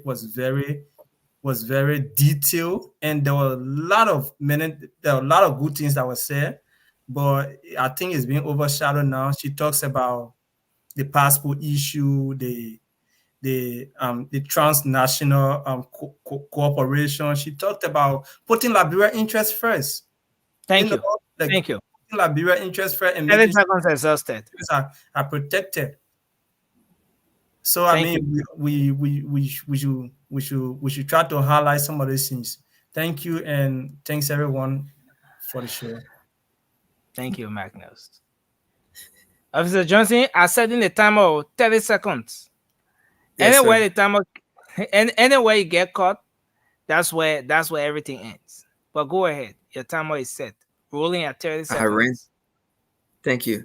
Mine is going to be a proposal when Madam Beslo Yanti is confirmed. Hopefully, we pray and hope she can suggest to the president of Liberia to have a DSA, diplomatic security agents, separate from the EPS, strictly on the foreign service, a smaller branch of the EPS assigned just to the foreign service to take care of diplomats and her part of the investigation of passport and other things to go to other level. Thank you. Thank you. Yes, there you have it. 30 seconds. He's done. Lee Kuan Yew, let's hear from you. Thank you, Nelson. I started the conversation tonight with the Roberts International Airport. The nominee to the Roberts International Airport, please, if you are a young man, if you want to leave a legacy, that airport should not go in darkness under your watch. Make sure that airport, I repeat again, that airport should never go under darkness under your watch. Thank you so much, Nelson. Thank you. Thank you. You work on me in. You work on me in. Let's hear you, Josh. Thank you, guys. Look, guys, I understand the frustration of Mr. Cornyn, Amara Cornyn. Look, we have a president, well, we have a guy, or we have a president, or we have a person who is noted for betraying the French. Look, I'll chronologically, I'll just list them. President Boakai, now former vice president, betrayed Ellen when they all agreed that they were not going to contest the presidency together, that they were going to give the young people the opportunity to do so. When the time came, he betrayed her and went and started contesting. The second one that came is that his a colleague, Mr. Cummings, President Boakai accused his own friend of doing something just to betray him because he knew that he couldn't have won the primary in the CPP, to head the CPP. So he betrayed him and brought in so much a problem, and that went the way it went. Then it comes to where he with Costa, he betrayed Costa. So this president has the history of betraying people. So I'm not surprised that he betrayed his own partisans right now, and he will betray Liberia at the end. It's a sad thing, but Josh, did the partisans cry to you, Josh? Did the partisans cry to you? Yes, one of them. One of them did. One of them did. The chairman, he said a horse was burned. He said a horse was burned in the process. He said his house was burned. The president should remember that your house was what? Burned. So guess what? No, let me just finish. His house was burned. That is complaining. So I would not be surprised when he betrayed Liberia. It's a sad thing because the greedy people that were behind him, they now see that he's going to betray them, and because of their greed, they brought Liberia to this place. And here we are. Thank you. Bless Liberia. Bless all of you. Have a wonderful day. Thank you. You bless CDC for CDC to win election. Here you are blessing Liberia. Josh. My man, God can allow some things to happen so that people can learn. Now, more Ali than learning. More Ali than learning. When they used to be jumping in the street, they're learning now. God can do it for people to learn. George, you're not going for the Hey, retreat. forget about God. George, He you're not going for the retreat. And Ludo Tabe as a pastor, you go last say that easy boy horse. He learning the hard George, way. Somebody George, take position. He went to Guys, go in summertime. Sandy, George, you're please. not going for the retreat. George, you got a retreat. I'm going. Easy I'm going. retreat. I'm going. April will be there. I will attend. Thank you. All those guys. Sandy, please go ahead. You are protected. Do your closing 30 seconds, Sandy, and then Mobile will take us home. Well, we had a great show, and I want to thank all of you for being here. Look, I've said this here before. We all want President Wakai to succeed. His success is the success of the Liberian people. But we will come here and also speak to issues that we disagree with. We will point them out. This is all about Liberia. This is not personal. I still believe that President Wakai is better. He's a better candidate and a better leader than George Weah. George Weah is in the past, so we're not going to focus on that. I strongly believe that. But the trend that we are seeing on these appointments are disappointing. Some of the young people that fought along with him that brought him to power are crying internally. They may not express it out, but we know, we can hear, we can feel, we can observe, and we know that some of them are not happy. So we hope that our president will recognize those people. Dr. Ishmael Kelvin, I want to thank you for being here. Abi Seyon, thank you. Joe Morris, thank you. Michael Bobby Ball, thank you. Mary Johnson, thank you. Adam Moore, thank you for being here tonight. Otello, thank you for being here. And all of you, thank you for being here. Josephine Hill. Thank you. Man, let's go 1 minute, man. That's everybody need. Thank you. Yeah, I just want to say hello to Ishmael. Hey, Ishmael, my old schoolmate. Yeah. Okay. But officer, when you want to run now as senator, we know that you don't have credentials because your school is not in existence. So we'll question you. It's okay. I'm a Liberian school. No, you can't get over here.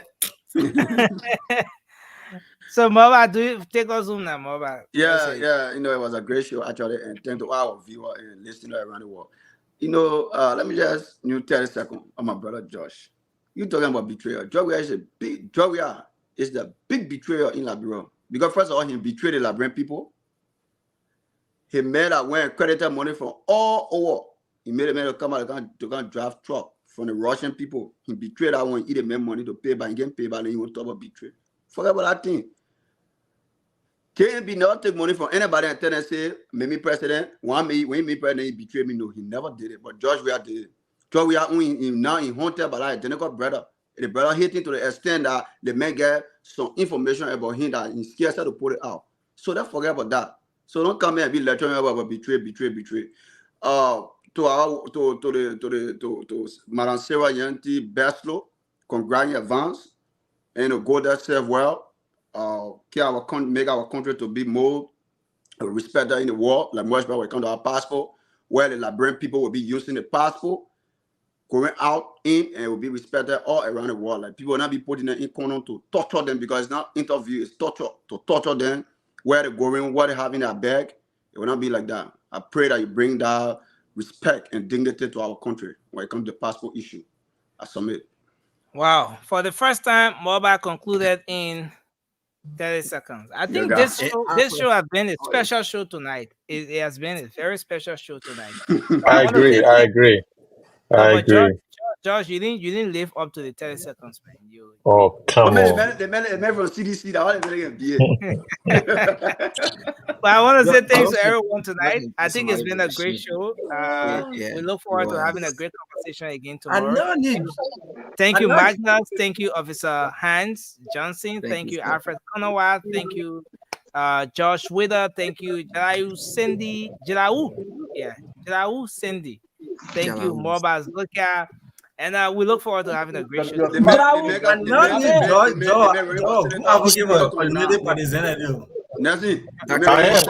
am.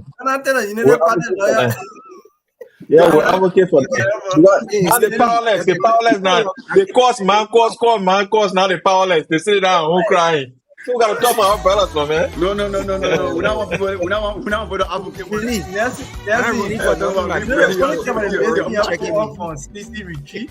I mean, they get a planning committee for that retreat. More than even they put our thing. That list. I mean, no one will be left out. No one be left. I will not other. Vacuum in terms of your nominals applications. My man, slow down, slow down, slow down. All the people are not. That's a good way to I gotta go show. reflective vacuum in terms of your. But this is serious, guys. I gotta go. The journalist is asking Yeke Koluba a question. He forgot that Yeke Koluba blasted Speaker Buffer Chima on the scene. They go start They speaking. go ask them, what's the Guys, nominal? No, let's listen to the English again. Your reflective vacuum in terms of your nominals applications. My man, slow down, slow down, slow down. All the people are not on the same level.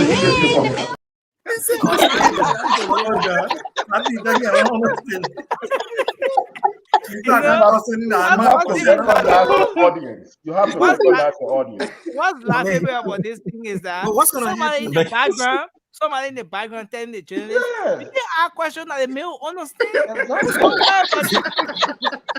What's gonna happen when Speaker Kofa when Speaker Kofa says something on the floor that will be very nominous? What's the nominal? Let me play for the very last time. Your reflective vacuum in terms of your nominals applications. My man, slow down, slow down, slow down. All the people are not on the same level. That journalist from Spoon, That journalist from Spoon, What is man understand? He said all the things you talk, I understand his slow down. That's the way you understand that. We appreciate you guys there. Oh, you. All right, man. You'll take care. The gesture. Look at the gesture. Play again. Look at the gesture. Your reflective vacuum in terms of your nominals applications. My man, slow down, slow down, slow down. All the people are not on the same level. I gotta go put that thing on my face on there. Merci. The first go to fast step on In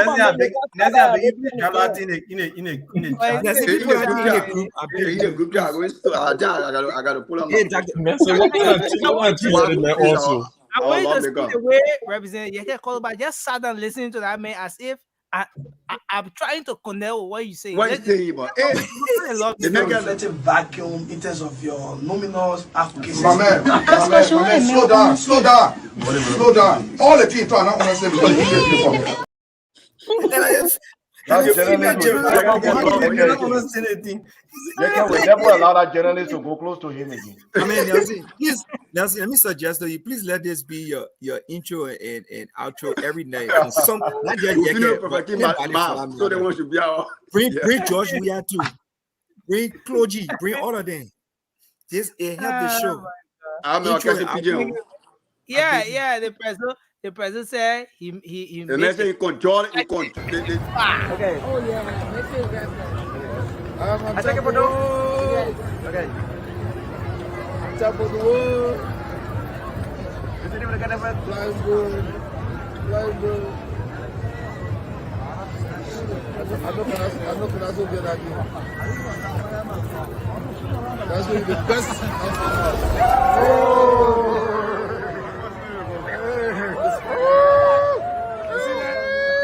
I'm the man.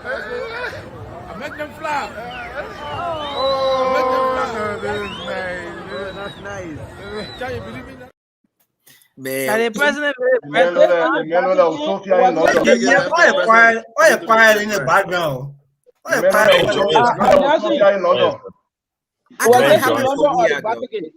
Nelson, I'm happy for Weah. You can see he's free. The man, he's relieved. He's very He's free. He's free. I'm happy for him. Nobody will be cursing him. Why you're forcing the president anything? Nobody will be cursing that man. We'll start on it. That will start with him.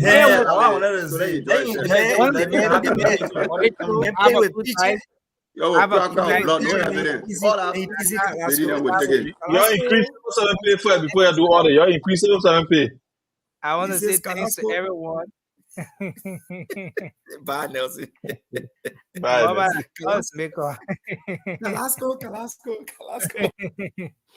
Well, folks, we want to say thanks a lot to you out there. This is how I would like to draw down the curtains on this edition of the late night show. You can join us tomorrow. Until then, I'm Nelson Colette. Have a good night. Bye-bye. Yes, a special one from the CEO, stand coming with the spoon. And your boy, Friday the Southern Band, George James on the beat.